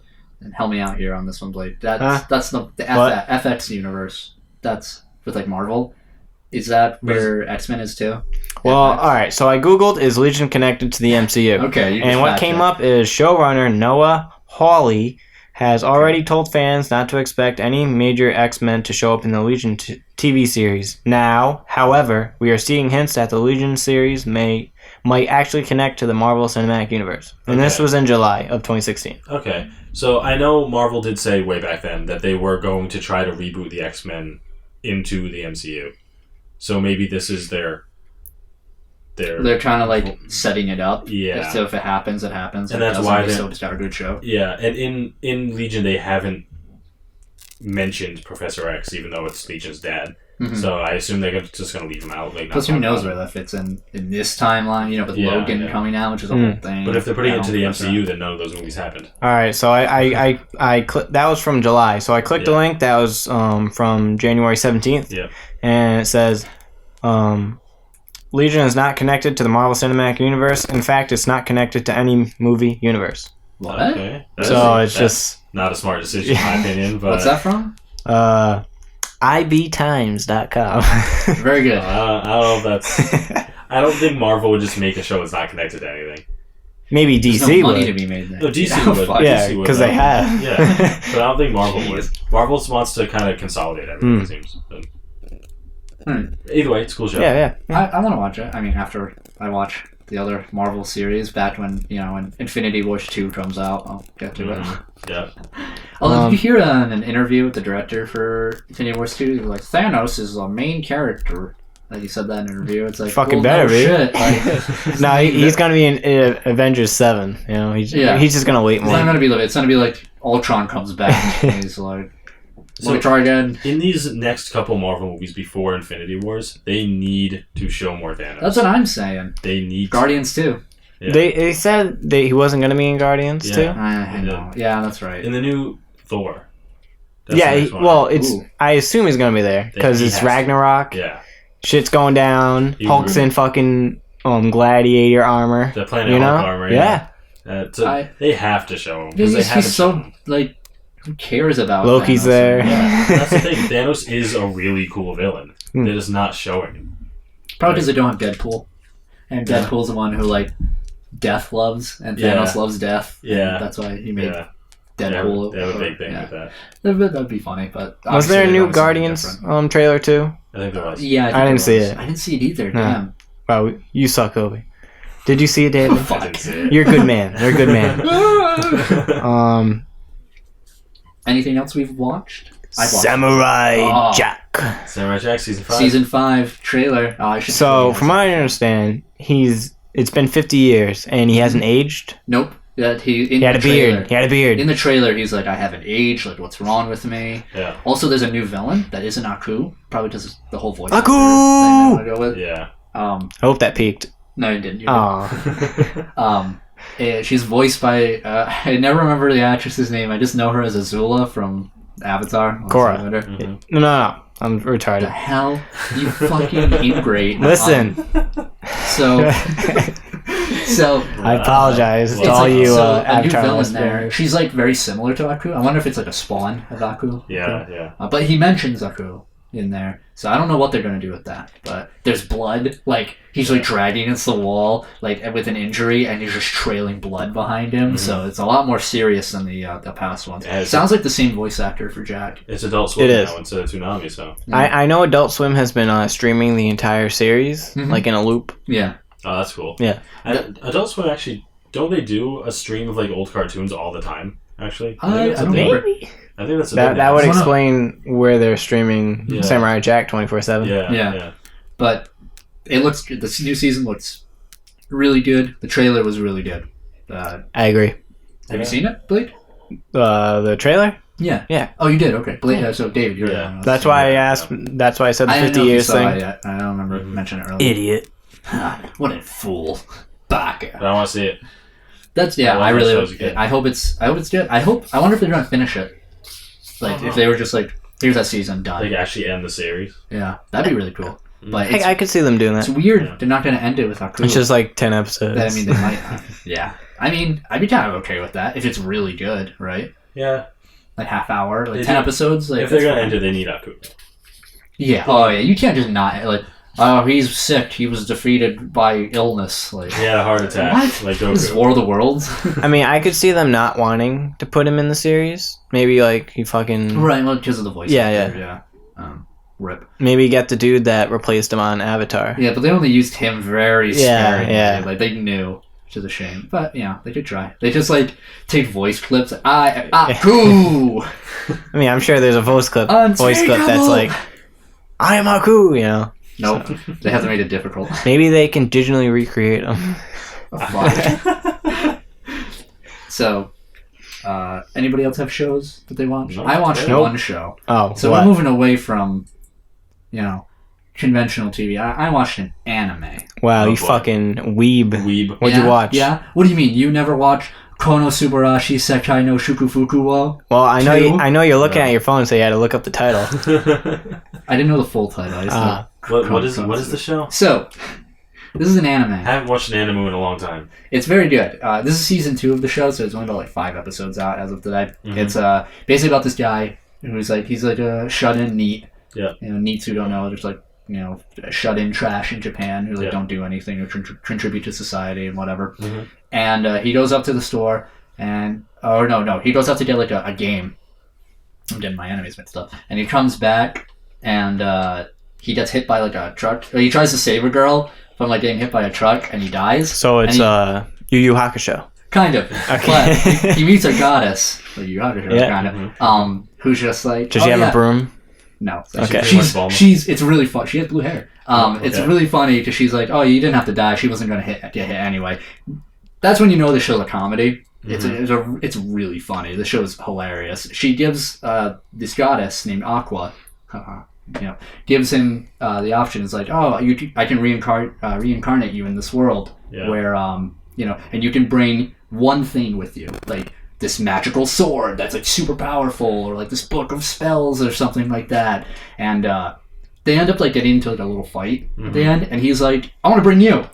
She's like, what? He's like, yeah, I want to bring you. And another guy just shows up. He's like, all right, go with them. And Aqua's like, what the fuck? So it's all about like them living in like this RPG style sort of world, though they kind of throw that out the window. But this RPG style sort of medieval world together, and that they're always poor and shit. And it's a comedy at heart with like some really good action and animation in it, and it's really funny. And the second season just came out, and it's just as funny as the first season, if not funnier.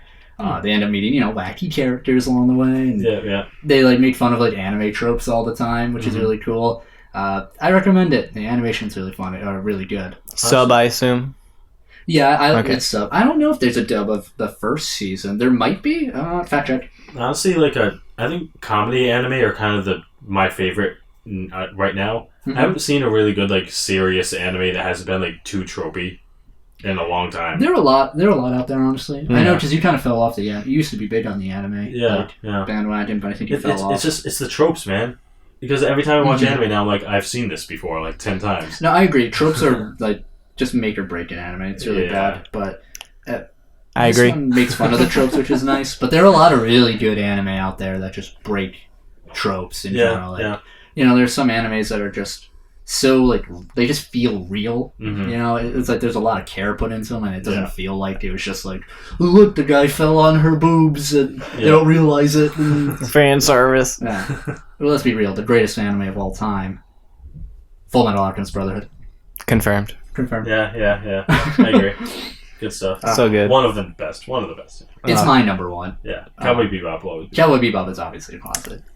Haven't seen it. You need to watch Cowboy Bebop. I need to watch a lot of things. I need to play a lot of things. I'm behind a lot of stuff. I'm on it, man. Does it have a dub?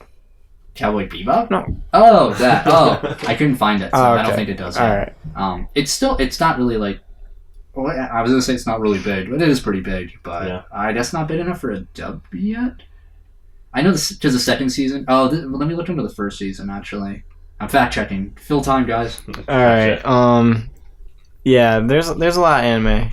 I need to watch. I mean, I'm trying to rewatch all of Dragon Ball, but like. That's a long because I know I have all the DVDs for Dragon Ball, and then I want to get the Blu-rays for Z. Yeah. And I have GT on DVD too, and then I want to watch all the movies. Mm-hmm. And I only have like 7 of the movies, and there's 13 movies. There's 13 movies? Yes. Wow. For Z, and there's 4 for Dragon Ball, and there's 1 for Dragon Ball GT. I did not know there were that many. Yeah. There's it's a big franchise. There's Dead Zone, Tree of Might, World's Strongest. Dead Zone is the one I remember the most. Lord Slug,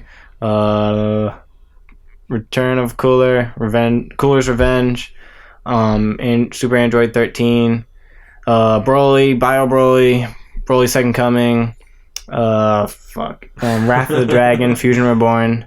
I'm missing one. I'm missing like 1 or 2. I wasn't counting. The names of all of them. Well, these are the dub names. I couldn't fucking tell you the Japanese names. No English dub.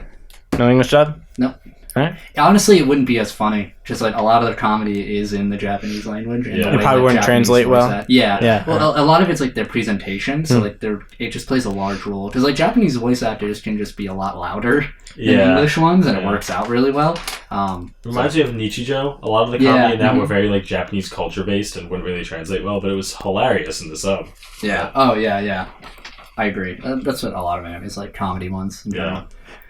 So are we good with? I'm good. All right. I want to add one last thing about anime. Yes. I watched the new opening for Dragon Ball Super. Yeah. Oh, I want to watch that so bad.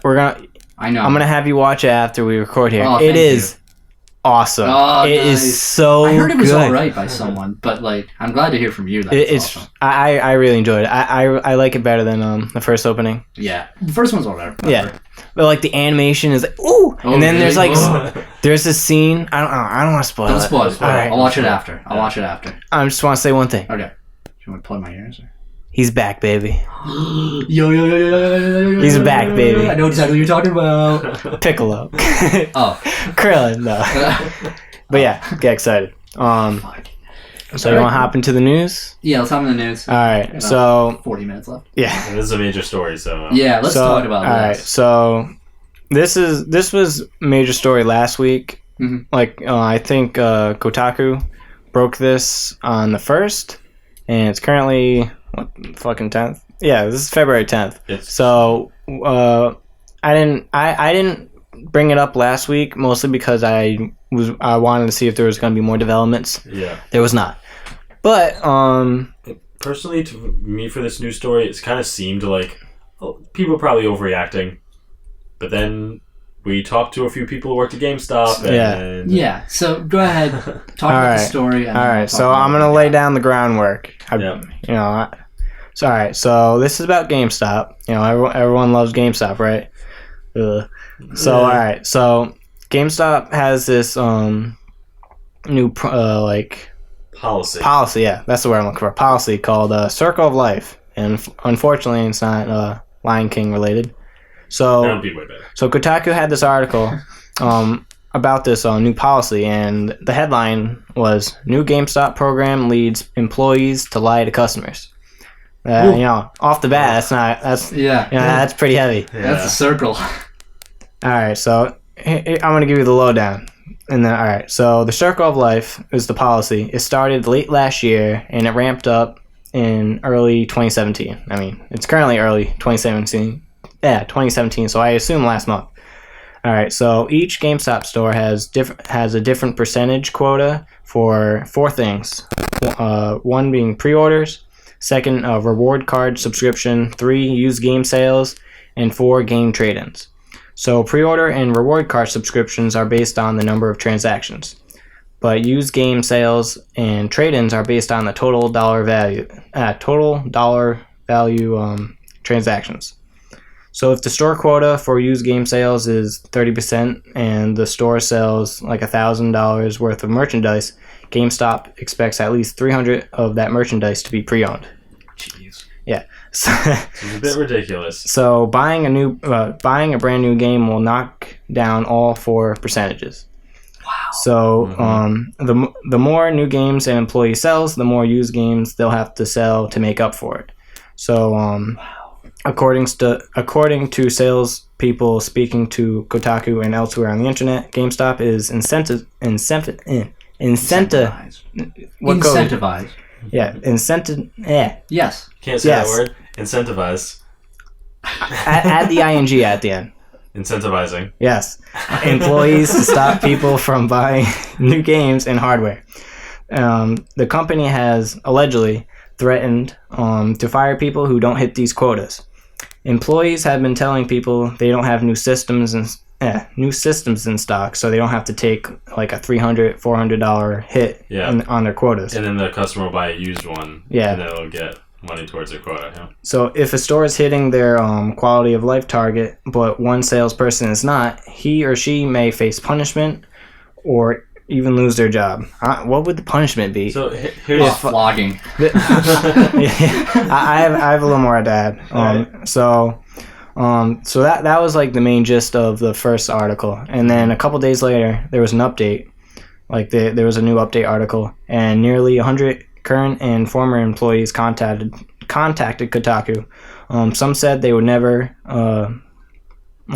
trick customers. They would never lie to the customers. Yeah. Others admitted they felt pressured to do so. Mm-hmm.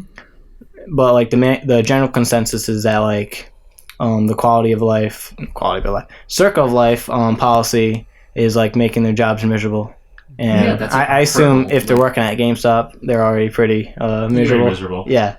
Yeah. So this whole thing is ridiculous. So imagine working at GameStop, being a manager at GameStop, and say last year Pokemon Sun and Moon came out. They set up a midnight release. And they were like, we're going to set up a midnight release, and everyone who wants to buy this game can buy this game now. And all those games are new. Yeah. I do know most of them are pre-orders. So I guess this is a pre-order. Okay. But they'll probably still do it. But I know I'd pre-order. I just went in and bought it at midnight. So I know if people want to do that, they might not let them anymore. Yeah. Well, that's so like... That's pretty You're selling a product to someone and you're being punished for it. Yeah. Right? Like if you advertise a new game, that's the only sales position I've ever heard of that gets punished for making a sale. Yeah. So we have a couple friends who work at GameStop. Yeah. God bless them. Here. One of them spoke to briefly over Facebook over here. I asked her about it. I won't mention any names or anything. So I asked her about this policy, about. Was she pushed to sell used games more than others? And, just to confirm this information. Yeah. Essentially what she said to me was the store manager, let me quote. Yeah, quote would be The better. store manager or assistant has to each week do this feedback comment on your quote-unquote profile. And the district manager sees it. And the district manager sees it. In her case, the person saw it, the district manager, saw that she never got, she didn't push enough pro cards, whatever. Yeah, the reward subscription thing. Cards. And the manager, quote unquote, and the manager wanted me to just quit and felt too bad to fire me. End quote. Another quote. You need a certain percentage of used sales each week. Yeah, or you're fired. Yeah. So she got in trouble also when a customer did a survey and said she didn't ask her about pre-order. Like, she didn't say, do you want to pre-order this or anything? She got in trouble because the customer said no on that. Because the customer answered honestly. She didn't upsell. So I believe she's not working for GameStop anymore. Which I wouldn't either. Yeah. Fuck that. That is ridiculous. If someone punished me for making the company money, I would leave. Why would I stay? What a horrible, like, she's doing her job. The nerve of GameStop to do this as a failing company. Yeah. Like, can we all agree that GameStop's like? Well, they're threatened by the digital future. Yeah, that's exactly what it is. And the only reason they want people to buy used is because GameStop makes more money off used copies than new copies, and that's why they want the pre-orders. That's why they want all the rewards cards, because they need more money because they're going under. Which. So they threaten their employees for that. Right. They always go through it. Have you ever like stepped into a GameStop? Like you just for people who don't go in like every week or whatever. Every time I go to GameStop, there's always new people working there. Yeah, there's always a different person working. There's never a consistent like person. I don't know. It might be different for. I've seen like I have usually managers don't change as often. Yeah, I've seen like a couple employees that like are the same, but like there's a lot of like rotating people. And I feel like they'll be rotating a lot more now. Yeah. Like it's so sad that when I was like little and I'd step into a GameStop, it was a candy store, right? Yeah. For old people. All these games. Yeah, and you knew like I knew walking out of there I'd have this game that would just like blow my mind or something, maybe it would suck, I don't know, but I was always really excited to be in there. Now every time I walk into a GameStop, that's all I'm gonna think about is like, wow, it's not the employee's fault, but like, man, what a shitty company for doing something like this. Yep. It's horrible. And I mean, personally for me, I like digital copies better than physical copies, so I usually just download games anyway, but if I am gonna get a physical copy, I'll just get it off Amazon. Get that $13 discount. Yeah. I don't know if do you have Prime? I do. Okay, good man. Good man. Like, I wonder what developers think about this. It's just like, hey, you guys trying to like fuck with us by like selling pre-owned copies to get a little more money out of it? I wonder if they get the same amount or like, what happens there. It's I can't even fathom the mindset of whoever made this decision, or the group of people. I don't know who. Because obviously it was the higher-ups in the company that came up with this decision, but it was probably marketing. Yeah. And I can't understand a good marketing decision. Like I don't think it was marketing. Marketing is more like advertising, I think. I suppose. I think it's more of, well, maybe you're right. I don't know what the department would be called over there. I mean, you're right? Like it was a department that was just like, we need to make more money. It was just like a bunch of old white dudes in suits. Maybe. That's the typical. That's usually how it goes. Most likely. And like the token, like female. We need more money. Respect, like. It really sucks when like a friend of yours was kind of hit by that too. Yeah. Like, I'm sure she's probably happy now. Like, I don't have to put up with that bullshit again. Yeah, but the fact that she had to put through that in the first place, and the fact that people all around the state and around the country, around the world, have to deal with that. Yeah, that's and it must be even harder for like GameStop employees that work in like cities or like, more densely populated areas. Yeah, their quotas must be ridiculous. I'm sure there are probably people out there who work at GameStop who actually enjoyed their job. I know, there's always those people who enjoy their job. But now they probably don't. Because even if they did push the pre-orders and stuff, now they have to. Yeah. Must be really stressful, Yeah. I wonder if, maybe this is a good thing that's happening as far as it getting a lot of media attention. Maybe they'll retract back on that. Like, GameStop. Probably not. Probably not. Probably not. We can hope, right? Yeah. Like, if anything this will. We can't force them to do anything, but... I know GameStop, like, corporate, like, sent a statement to Kotaku, and they, like... It's just a bunch of nothing, just where PR, they just say, Mm-hmm. No, it'd be more like, we heard about what you said. No, just like, our employees deeply. It's like GameStop likes to like satisfy the customers and whatever. And some like this isn't about the customers. Yeah, it's something stupid. It is about the customers because employees are told to lie to customers deliberately. Where if they have new products, they can't tell them they have new products because they're more, they'll be penalized for selling those new products. So they just got to be like, nah, we have it used. And the one thing I would sometimes go to GameStop for is consoles. Yep. I would buy a console at GameStop. When a new console comes out, I'll go there, buy a PS4, take it home. Now I'm not going to do that. Yeah. Because I don't know if I feel bad. Yeah. And like, I don't know if they're selling me a used console now, or like they're going to try and push the used one on me when I just want to buy a new console. Mm-hmm. If like when the Switch comes out or whatever comes out. I think they can't deliberately lie. I think it's illegal to be like, no, we don't have any, right? Like, I guess that's what's been happening. I do know at the GameStop near my house, at least, they do sometimes lie about having things in stock because they want to purchase it.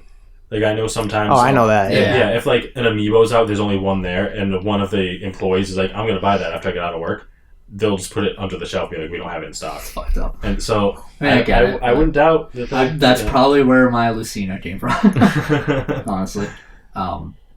Thank you. You know who did that. But it's so anti-consumer and also anti-employee. Yeah. That's the term. For that.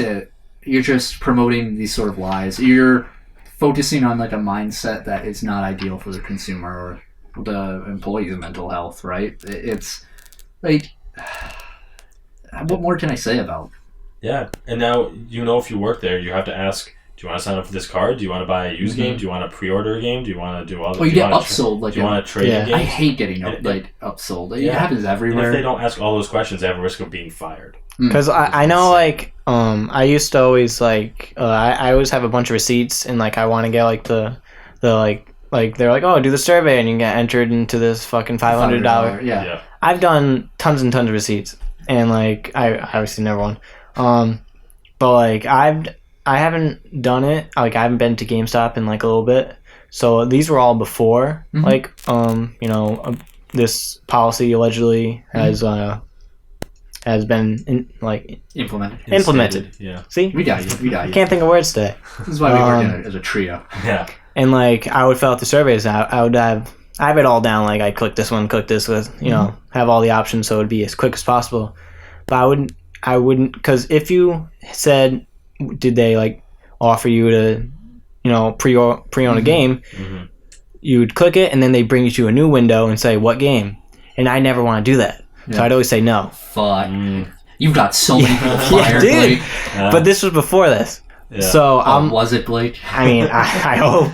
I feel bad. Forever. I'm sure a lot of people do that. Because, a lot of people who aren't, like, up to date with game news won't know this is a thing. Yeah. It's not, like, a mainstream news article. But a lot of people who go to GameStop probably just go to buy games. And if they buy a new copy, they don't know they're harming the employee. If they take that receipt survey and say no like that, they don't know they're harming the employee. So, like, it just...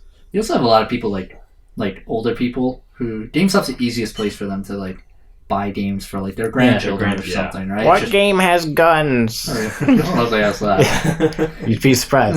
That they go in and just, I want to get the console for, like, first of all, shout out to all you, like, grandmas, aunts, and uncles who buy a console for, like, a fucking nephew or grandkid or whatever. Holy shit. The real MVPs. The heroes. But, you're just going to buy a new... They're not going to buy a refurbished, probably. Yeah. Like, I don't think... I wouldn't buy a refurbished console. For a gift, right? When someone who goes into, like, GameStop to buy a console, especially if a grandparent's buying one for their grandkids, they don't want one that's been used. Because that could mean it's damaged in some way. It could mean someone... And they don't know, like, if it breaks, they don't know how to, like, fix it. Do I send it back to the store? Which you wouldn't. Or anything like that, They want a new one. Yeah. And they're not going to shop Amazon because, older people just don't do that. They don't know it enough yet. Or maybe they'll go to Target or something. For a console, it's pretty popular. I got the Switch and a bunch of stuff. My usual go-to for consoles would be Best Buy. Yeah, it's a big one. But a lot of people see GameStop. It's in malls, right? So it's convenient. So you just do I'll just do my shopping for Christmas or nephew or something like that for the birthday. Yeah, they don't pick that up, and man. You may have just made your nephew's Christmas, but you just got an employee closer to getting fired. Yeah. Like, holy shit. Talk about a catch-22. And that's not told to them. No, it isn't. It never will be. It's not saying, like, if you buy this new, the employee could be impacted. They can't please buy a pre-owned. We saw the Mega 64 skit on this. It's basically like that, yeah. I'm really glad it's in the light now. I had no idea this is a thing. I always knew they had quotas, but not like strict quotas like that. And I'm glad we were able to talk to someone on the inside. I mean, I'm going to get more information from her. Maybe I'll bring it up again on next week's podcast. Yeah. Get more of that, more details about that because it's pretty messed up. It's a mess. Bad business practice. Yeah. And it's bad business practice for a company that's already not doing so well. Yeah. So that's cool. Freaking fun ass stuff. Yeah. Right there. Like, stop that. Like, gaming. Why do we even have to talk about this crap? Like, That makes me angry. It shouldn't be a thing. We should kick their ass. Yeah, we should go over there. You hear that, GameStop? Mr. Stop. We're gonna go over there. I'm gonna kick your ass. GameStop sponsors. Yeah, I'm sure that's how all the GameStop employees. If we don't sell pre-owned podcasts, we will get fired. Yep. All right. What's next on news? So on some uplifting news, Fire Emblem Heroes made $2.9 million on its first day, which is I think that's pretty good. That's really good for a mobile title. For a game that costs no money. Yeah, free to play. For a game with no money and all the microtransactions are overpriced as all hell. Yeah. We didn't talk about that's what we played more. But anyway, that could be that a lot of people spent money on it, or that one person just spent or bought a couple orbs and it was $2.9 million. I think I read some guy spent $1,000 on this game. He made a Reddit post saying that he was like, I spent over $1,000 and here's all the characters I have, and he posted a picture of all the characters he had. He had like 25 stars, I think. That's about it. Wow. Ooh. That's ridiculous. That's messed up. Yeah. Yeah, I mean, I'm kind of bored with the game now. Yeah. They release special maps every day, which are kind of nice. Yeah. You can unlock some new characters. And they just released a new character, I think. Although, they have one map, it's a level 35 hard map for a 3-star dude. Yeah. I couldn't even beat it, because if you lose one person, you lose the mission. That's one of the other things about this game. So, they'll do special maps every so often. They're like, get this character as long as you beat this map once. And it's like you can beat it at level 15 and get a 1-star version of them, or a 2-star version of them. Mm-hmm. And then you can do it at level 30 or whatever, or 27. It's level 10 and then 15, Is it 10, 15? Yeah, or it's even 15, but one just. And it gives you like a 2-star, then a 3-star, or like a 1-star. It's a 1-star, 2-star. Yeah. But which is worthless. Yeah. In every and especially this new character, and this is the only way to get this new character. And if you beat the really hard map, you can get him at 3 stars. Yeah. Which is also useless. Actually, you did a level like 20. 3-star, and he's trash. And then they expect you can raise his stars to 4 than 5, but then it costs from 3 to 4. It costs 2,000 feathers. I got a special login bonus today. They gave me 10,000 feathers. Me too. Because they're having an arena event. I have like 20 things that refresh my dual swords. Yeah, and then me they too. gave me like the 10,000 feathers. Yeah. So they're trying to make it a little easier, but like it's not. Like I'm at the point now where I'm on the final mission of hard mode, the story mode. That's where I am too. Man, it's just really tough. Yeah. That game got really you just hit the paywall, right? Yeah, it was fun up until then. I just got my first 5-star today or yesterday, and because I was stuck, I couldn't progress because I didn't have any 5 stars. You need 5 stars. Yeah, so I had to spend all my orbs. I have 2 5 stars now, and I'm stuck. Yeah, I had to spend all my orbs, and finally I got one. You know what's rough? Both my 5 stars are red color, a red sword and a red tome, and which really sucks because if I have a team that's heavy and blue, or go up with like spears or anything, I get fucked. Yeah. Unless I attack first. My 5 stars also red. Yep, you got Lynn, right? Mm-hmm. Mm-hmm. Yeah. Which is what I want, bastard. But it's there really is a wall. Yes, it's a wall, it's a paywall. And I'm not going to pay money for this. It's not worth paying. Also, they repeat the same 8 maps. Is it? I don't know, some really stupidly small. There's not a lot of content in this game. No, not at all. I think I counted up all the stages I have left in story mode because I'm on the last stage of hard. And then I have 4 worlds in Lunatic. And each world has 5 stages. I don't even want to try the Lunatic one. There's only 21 orbs left in my game.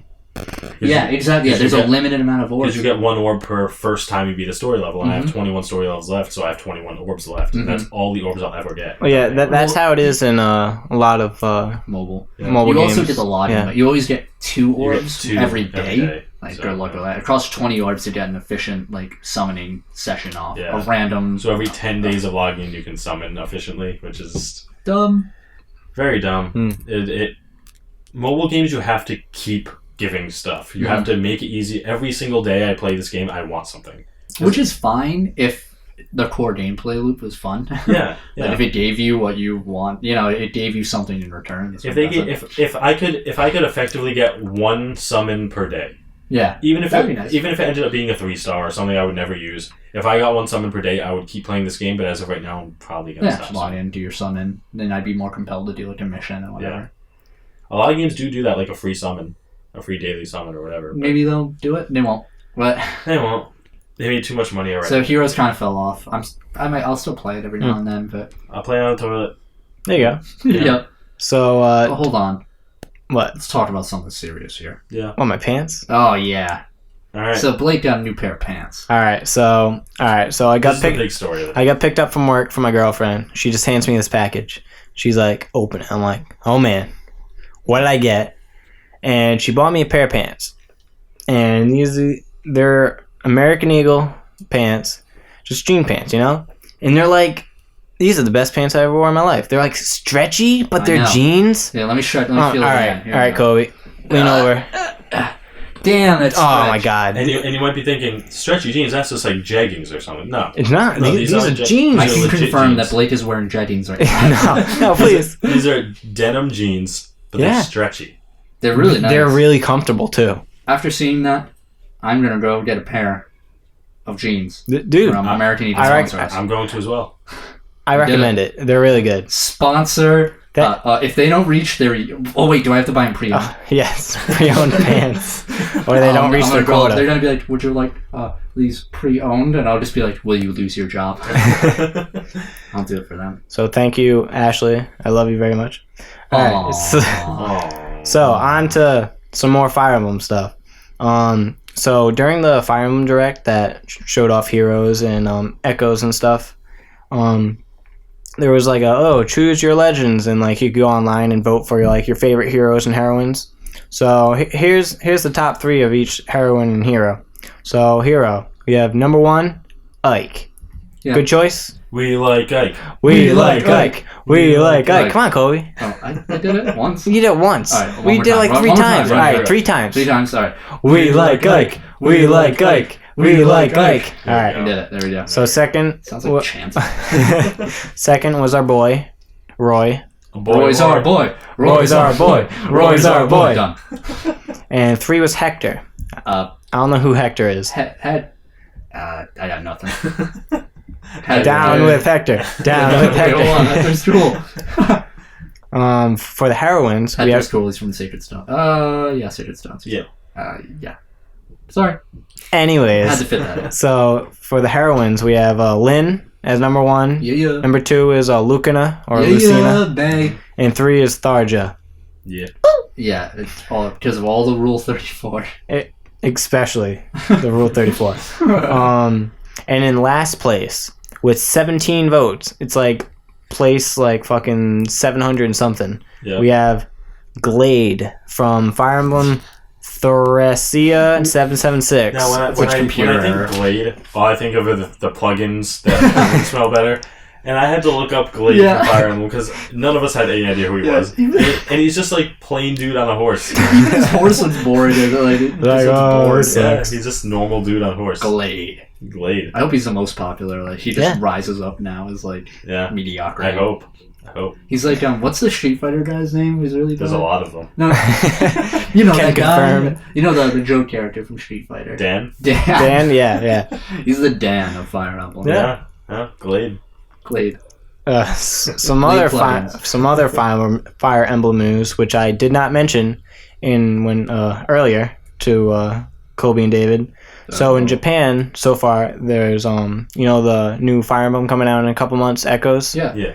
So there's a special edition, and one of the items in the special edition is like a CD DVD. It has the HD movie as the cutscenes in HD of Radiant Dawn, Awakening, Fates, and Echoes. That's cool. Oh wow! I was like, that's really interesting. Never heard of someone doing that before. That's really cool.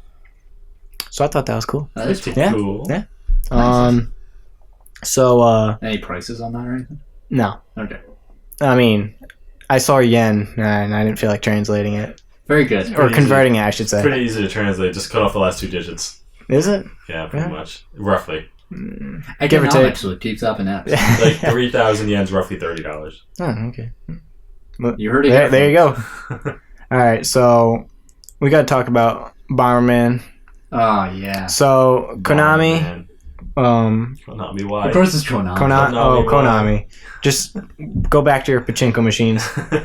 They were like 6 feet under. Now they like added another like 2 feet there. So, you know Pac-Man. Pac-Man's Pac-Man, right? Pac-Man? Mm-hmm. So, there's also Miss Pac-Man. And it just looks like Pac-Man with a bow and lipstick, right? And boots. So, we have Bomberman. You know what Bomberman looks like? Fucking Little white tiny jumpsuit square with kind of a TV with a looking fucking head. pink ball on his Tiny head. body, giant head. Yeah.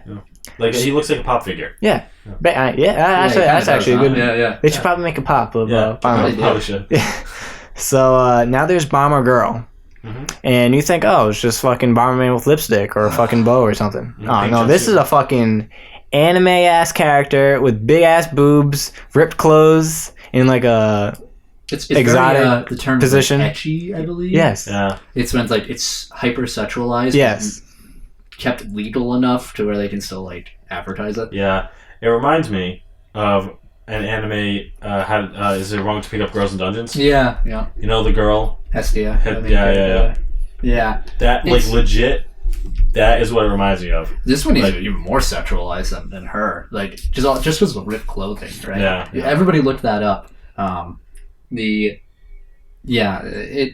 It's really bad. Yeah. It's pretty awful. And I don't know why Konami would do this. Like, Bomberman's such an old series, and, like, why are you just making anime trash out of Bomberman? Of all things, right? To make an anime trash of. Oh, my bad. Oh, so it's cool.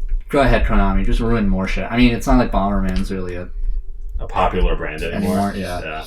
Why not Bomber Woman, huh? It used to be popular, like, in the Game Boy era, but...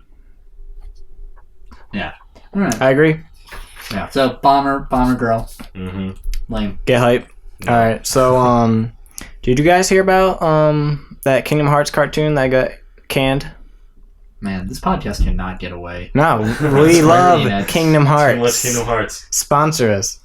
So the dude that made the pilot, Seth Kersley, he's exploring the possibility of releasing the pilot episode of the canceled Kingdom Hearts cartoon. Awesome. That would be cool. That sounds like a bunch of illegal ain't gonna happen. Yeah. I think eventually it'll just pop up one day. It's gonna pop up. What happened? Yeah. You know? See, I didn't do that. I feel like when it comes to copyright laws, Kingdom Hearts is a miracle. Yeah.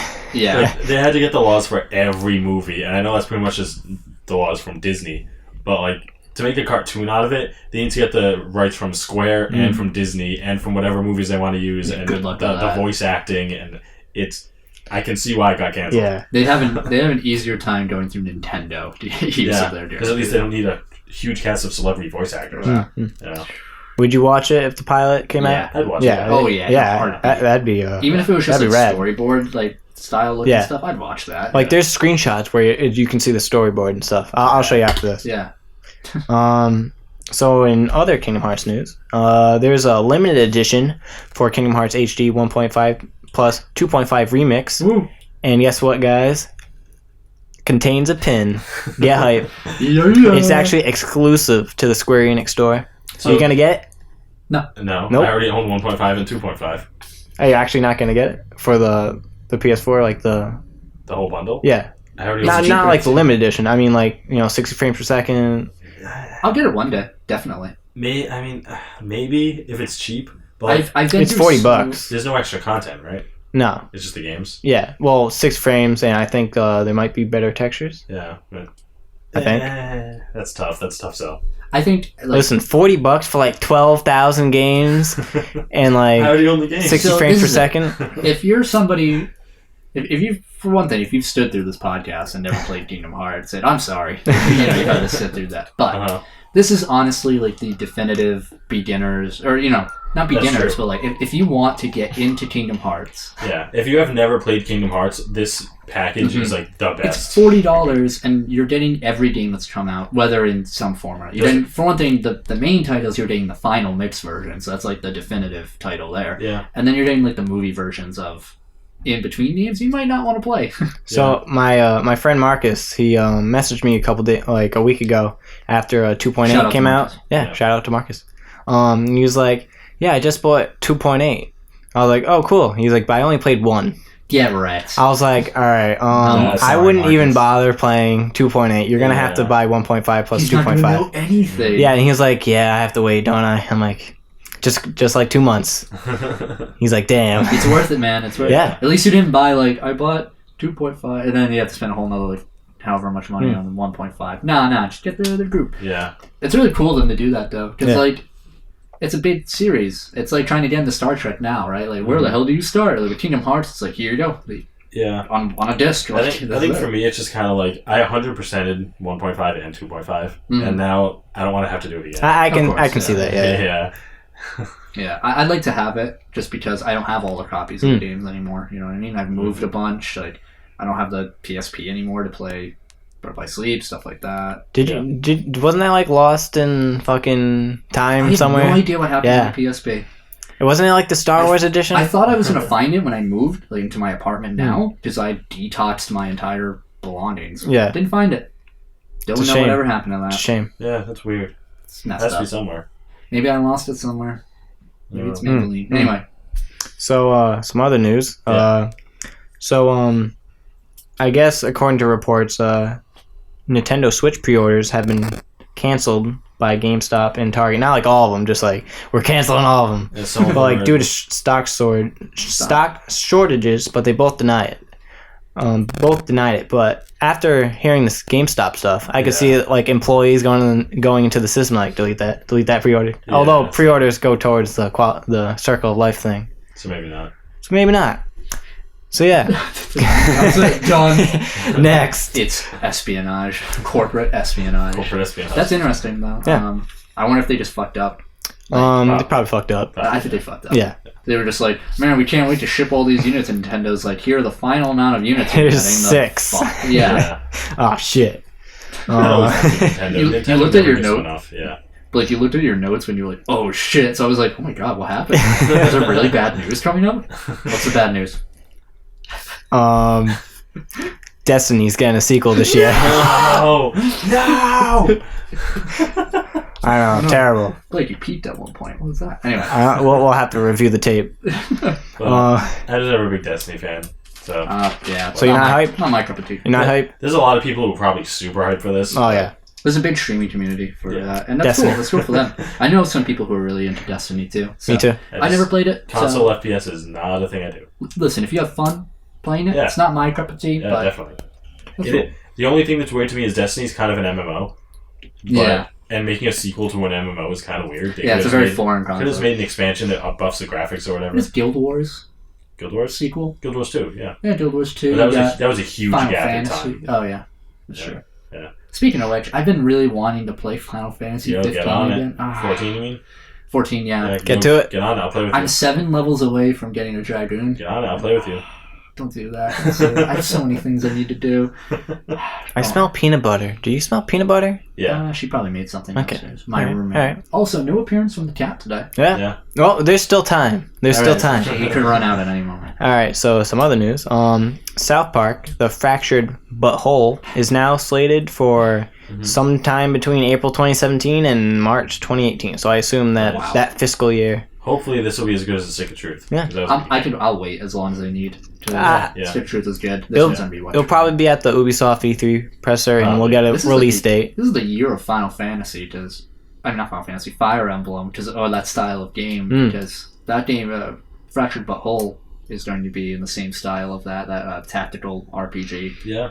And there's a lot of Fire Emblem coming out this year, so that style of game's getting pretty popular. Pit People, too. Pit People, yep. Pit People is a popular title that released recently, and that plays similar to Fire Emblem. I didn't get to play that at PAX when they had the big, they had a crank. Yeah. You know that? It was really cool. Mm-hmm. I love those games by, I don't know the name of the company. Alien Homicide. Oh, that's one of the games they made. Yeah. I don't remember the studio name. Go on, guys. Keep talking while I conspicuously fact check. So wait, what game? Pit People? Pit People? Yeah. Have you ever... what was their most recent game? Castle Crashers? No, the one after that. It's the people that made Castle Crashers? Yeah. Okay, that's cool. Yeah. And it's the same style. It's like really silly looking. Yeah. It's not a beat 'em up though. Oh, okay. Yeah, it's Fire Emblem type character. Wow, it was a 10 out of 10 on Steam. Yeah. Holy shit. People love that game. It's an action role-playing strategy video game by indie game developer, the Behemoth. Behemoth. Yeah. Yeah, people are loving that game. Yeah, I don't know much about Theater. That was their last game. Yeah, that was Theater, and that was a really good game too.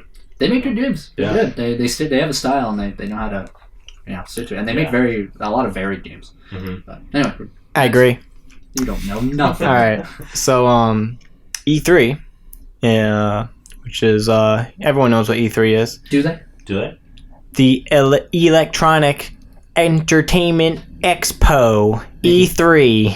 Thank you. Yes. It opens once again to the public after like fucking 4 or 5 years of just being a press, or like you can finagle yourself a press pass somehow. 15,000 tickets are on sale February 13th for $150 for the early bird discount, and then $250 later. Oh my God. What a discount. Yeah, that is not worth it. $150? E3 is pretty big. Yeah, but if depends what it includes. I can either spend $150 to get to E3 or like, what was it, 80 to get to PAX? Yeah, they're about like 70, 80. If I lived in the area or like I could drive there, I'd probably get it. Yeah. I would definitely. Yeah. Listen. Give us press passes. Let's Please. do E3. You know you need our exposure. Look, we officially have a show. We can get a press pass. Yeah. Can you imagine? Yo, dude, that would be dope. With your help, listeners. People lower on the chain than us have gotten passes. It's true. It's pretty low. People can probably just like film their face and be like, I have a vlog, and then they get a pass. They have a picture, like an Instagram. Yeah. Like, I take pictures of games. I'm like, there you go. That'd be pretty. Whatever. Anyway, go on. That should be cool. That's cool though. Yeah. Open up to. I wonder what made them go with that decision. Money. The end. Yeah, probably. Because usually, like the press passes, they're like free. Mm-hmm. E3 has been kind of dying down, so. Yeah. So, 2 more things to get through. Yeah, we're running a little over today. That's okay. We just Thanks, GameStop, you fucking assholes. GameStop. That's okay. Let's go right up. Yeah. So Zelda in Game Informer was very close this week because the March cover for Game Informer was Breath of the Wild, and there was like new art. Looks incredible. It's like fucking Link and Zelda fondling like the Master Sword. Oh yeah. Good stuff. All right, you just said in a single sentence, fucking Zelda, Link, fondling Master Sword. Yes, you did. Get hype. So before I go into those details, Fuck GameStop. Game Informer. Get him out of here. GameStop sells Game Informer magazines. Yeah, you probably got a quote on that. Game Informer had like some dude from them had like a sit down interview with Miyamoto and Aonuma. It was like a 5-minute spitfire, like yeah. They spit on each other. It was mostly like jokey. It was like, oh, like, can you eat cake withholding 2 Joy-Cons? And it was like, what? You fucking But he idiot. did, right? Miyamoto confirmed you can. Perfect. Yes. I would pay $350 for their console now. Yeah. I agree. I'm already paying $600. Cake. It better. And not like a fucking box of zebra cakes too. I want a baked like ass a Princess cake. Peach cake. Yeah. Yeah. You get like a fucking rotten ass cake. I paid $600 for this, and I'm gonna damn well eat it. So there were 3 takeaways from this interview that was mostly jokey, and these probably are also jokes. All right. So the guy asked what was Link's full name. And Miyamoto was like, oh, it's just like Mario. And how Mario's full name, when asked, is Mario. Kind of like the movie. Mm-hmm. Hey, Mario. Last name? Mario. The only movie that matters. Yeah, it's a Super Mario movie. Luigi. So, Mario. So Link's full name is Link. I wonder if Linkle's name. Linkle's. Linkle. Maybe. Linkle. The guy asked if Paper Zelda is a thing. That'd be awesome. And like they were like, it's not coming out this year. And yeah, so I was like, that'd be cool. Maybe a little hint towards something. I would love a Zelda RPG. Yeah. No, yeah, like on the 3DS or something. Yeah. Like you like. Well, the brand is perfect for it. When they made Hyrule Warriors, I was like, it's the beginning. Yeah, I think they're gonna like experiment more with the Zelda franchise. I mean, they put Mario in like 10 different genres. Like, Link. Yeah. But they're like more protective over the Zelda franchise. Yeah, I feel their other franchise they like to keep in their genres. Like Metroid is always like a shooter. Yeah. Although there's Metroid Pinball. Those are the dark days for the DS. Yeah, but there's also Wand of Gamelon. Well, yeah, that was the Phillips. Days. Yeah. Shout out to Phillips.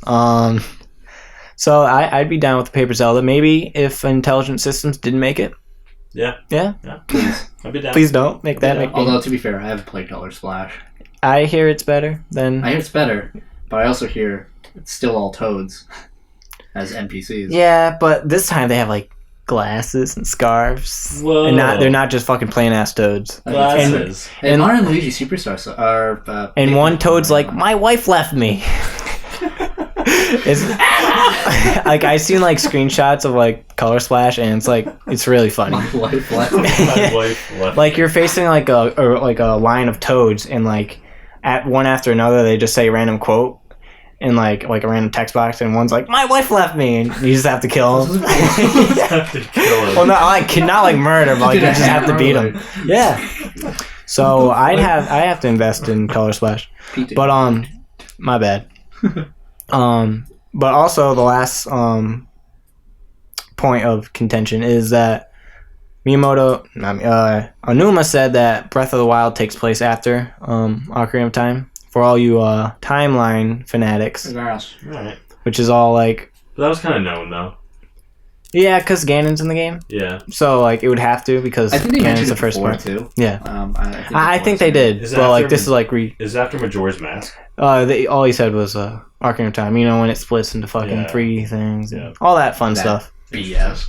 All right, so the last topic of the you hear that, people? You're almost done with us. Huh? Get excited. So as I mentioned, Breath of the Wild was a Game Informer's cover story for March, and they had hands-on with the game. They went through an entire dungeon. They got a bunch of new info. So that's a lot to go over. So I just picked 6 cool things that I took away from all the facts that they found out. Thing number 1. Yeah, are they in any order? No. Number 1. So Beetle, which is the sales guy from Wind Waker. He's also in Skyward Sword. He's back to sell you goods. He's walking around. He has a big old backpack, and he has thighs of like, he has big old thighs. He skip lead day. Like dude, he's strong man, and I'm excited. I always love Beetle. He has like a big nose. I like him. Very good. He's a good man. Big nose. Big nose. He's Number a good man. 2. So you have to be careful during a thunderstorm, since your metal objects can attract thunder. Well, lightning, I guess. Thunder wouldn't make sense, because thunder is sound. Correct. What the fuck? So, like, Link can get killed by lightning, which is pretty cool. Shocking. Yeah. Flicker. I couldn't have said it better myself. Number 3. The difficulty dips and spikes depending on where you are, since you can go around it and avoid it until you're stronger. That's very... Does that mean the level scales with you? Is that what it's saying? No, saying different. No, it's more like kind of like in Xenoblade, the Xenoblade Chronicles, where you could just stumble upon a level 60 zone. Right? There's no levels in this game, right? No. Yeah. Like you'd be like level 10, like big old level 60 guy walking around. If I walk into him, he's gonna fucking kill me. So it's kind of like that, but not without the levels. Yeah. So it's like more different. You can run into really difficult places where you probably need items that you don't have. All right. Cool. Point to me. Yeah. Number 4. There's over 100 shrines. Those are like mini dungeons, and after you complete a shrine, it becomes warp, like a fast travel point, which is cool because like the overworld is very big. Assassin's Creed. Yeah, exactly. All of them killer. That's fast travel. Yeah, it's true. Number 5. So Onuma wanted players to choose their own path, so there's no companion character in the game. That's very interesting. Hey, listen. Hey, listen. So I'm fine with that. People weren't very overall happy with Fi from Skyward Sword. Is this the first game where you don't have a companion? 3D Zelda wise, yeah. Yeah. Because there was Navi, Tattle. There was the King of Red Lions. Yeah. There was Midna, and there was Fi. Yeah. Wow. Fi was the worst though. Yeah. Let's not lie to ourselves. She had a cool. Yeah, never mind. Anyways, to the other ones. Yeah, Fi got annoying. Number 6. And finally, players can see the ending without seeing everything from the story. So I think it was confirmed earlier. Yes, speedrunners can probably beat this game in like 20 minutes. Cheese it up. So I guess like when you start the game, maybe like you can't do it right away. Maybe you can like have to get a sword or something, or something to equip yourself. But I guess you can just like fucking run to the right of the end of the game. Yeah, I remember in an interview with Miyamoto, he said you can just fight Ganon right at the start. That's really cool. I like that. Yeah. It's kind of like what you should have been able to do. It's like play your own kind of pace. Mm. I mean, I'm never gonna do that. Maybe like after I beat the game like 3 times. Your first playthrough, just fuck you. Fuck. I assume most people are gonna go through the game normally. Yeah, I'd hope so. Yeah. Just fucking pay $60 and just beat it in 20 minutes. But yeah, I'm really excited. Breath of the Wild. Oh, fucking. Don't worry. Less than a month. I know. We're gonna hear a lot about it from you. Yeah. Oh my god. That's gonna be like all you're talking about. Look forward to me not playing it for like 6 months. No, really? no. I was gonna say you're right. I'm making sure. Yeah. All right. Yeah, I got all the bullet points. Let these poor people go. Let my people go. Thank you. Thank you for that save song.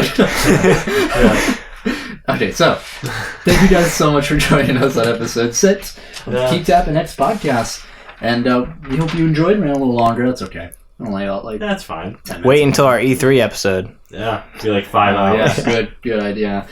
So we hope you enjoyed the jingle too. So we're gonna be experimenting more. Yeah, we're slowly improving. Yeah, slowly improving. So check out our social medias. We got Facebook, Twitter, YouTube. SoundCloud, YouTube. All of our what are the tags? Whatever. Keep Tappin X. Yeah. Keep Tappin X. No You can find us on iTunes. You can also find Google Play. iTunes and Google Play Music. Find our podcast on there for free. Of course, everything is for free from us. $10 a pop. $10 a pop. Fork it over. So yeah, we just started our Let's Play, David and I, for Final Fantasy IX. Yeah. Our schedule for that is we're going to upload one a day, Monday through Thursday. Yep. That way, because we record the podcast on Fridays and we record the episodes on Fridays, so give me a little time. So 4 episodes a week? 4 episodes a week.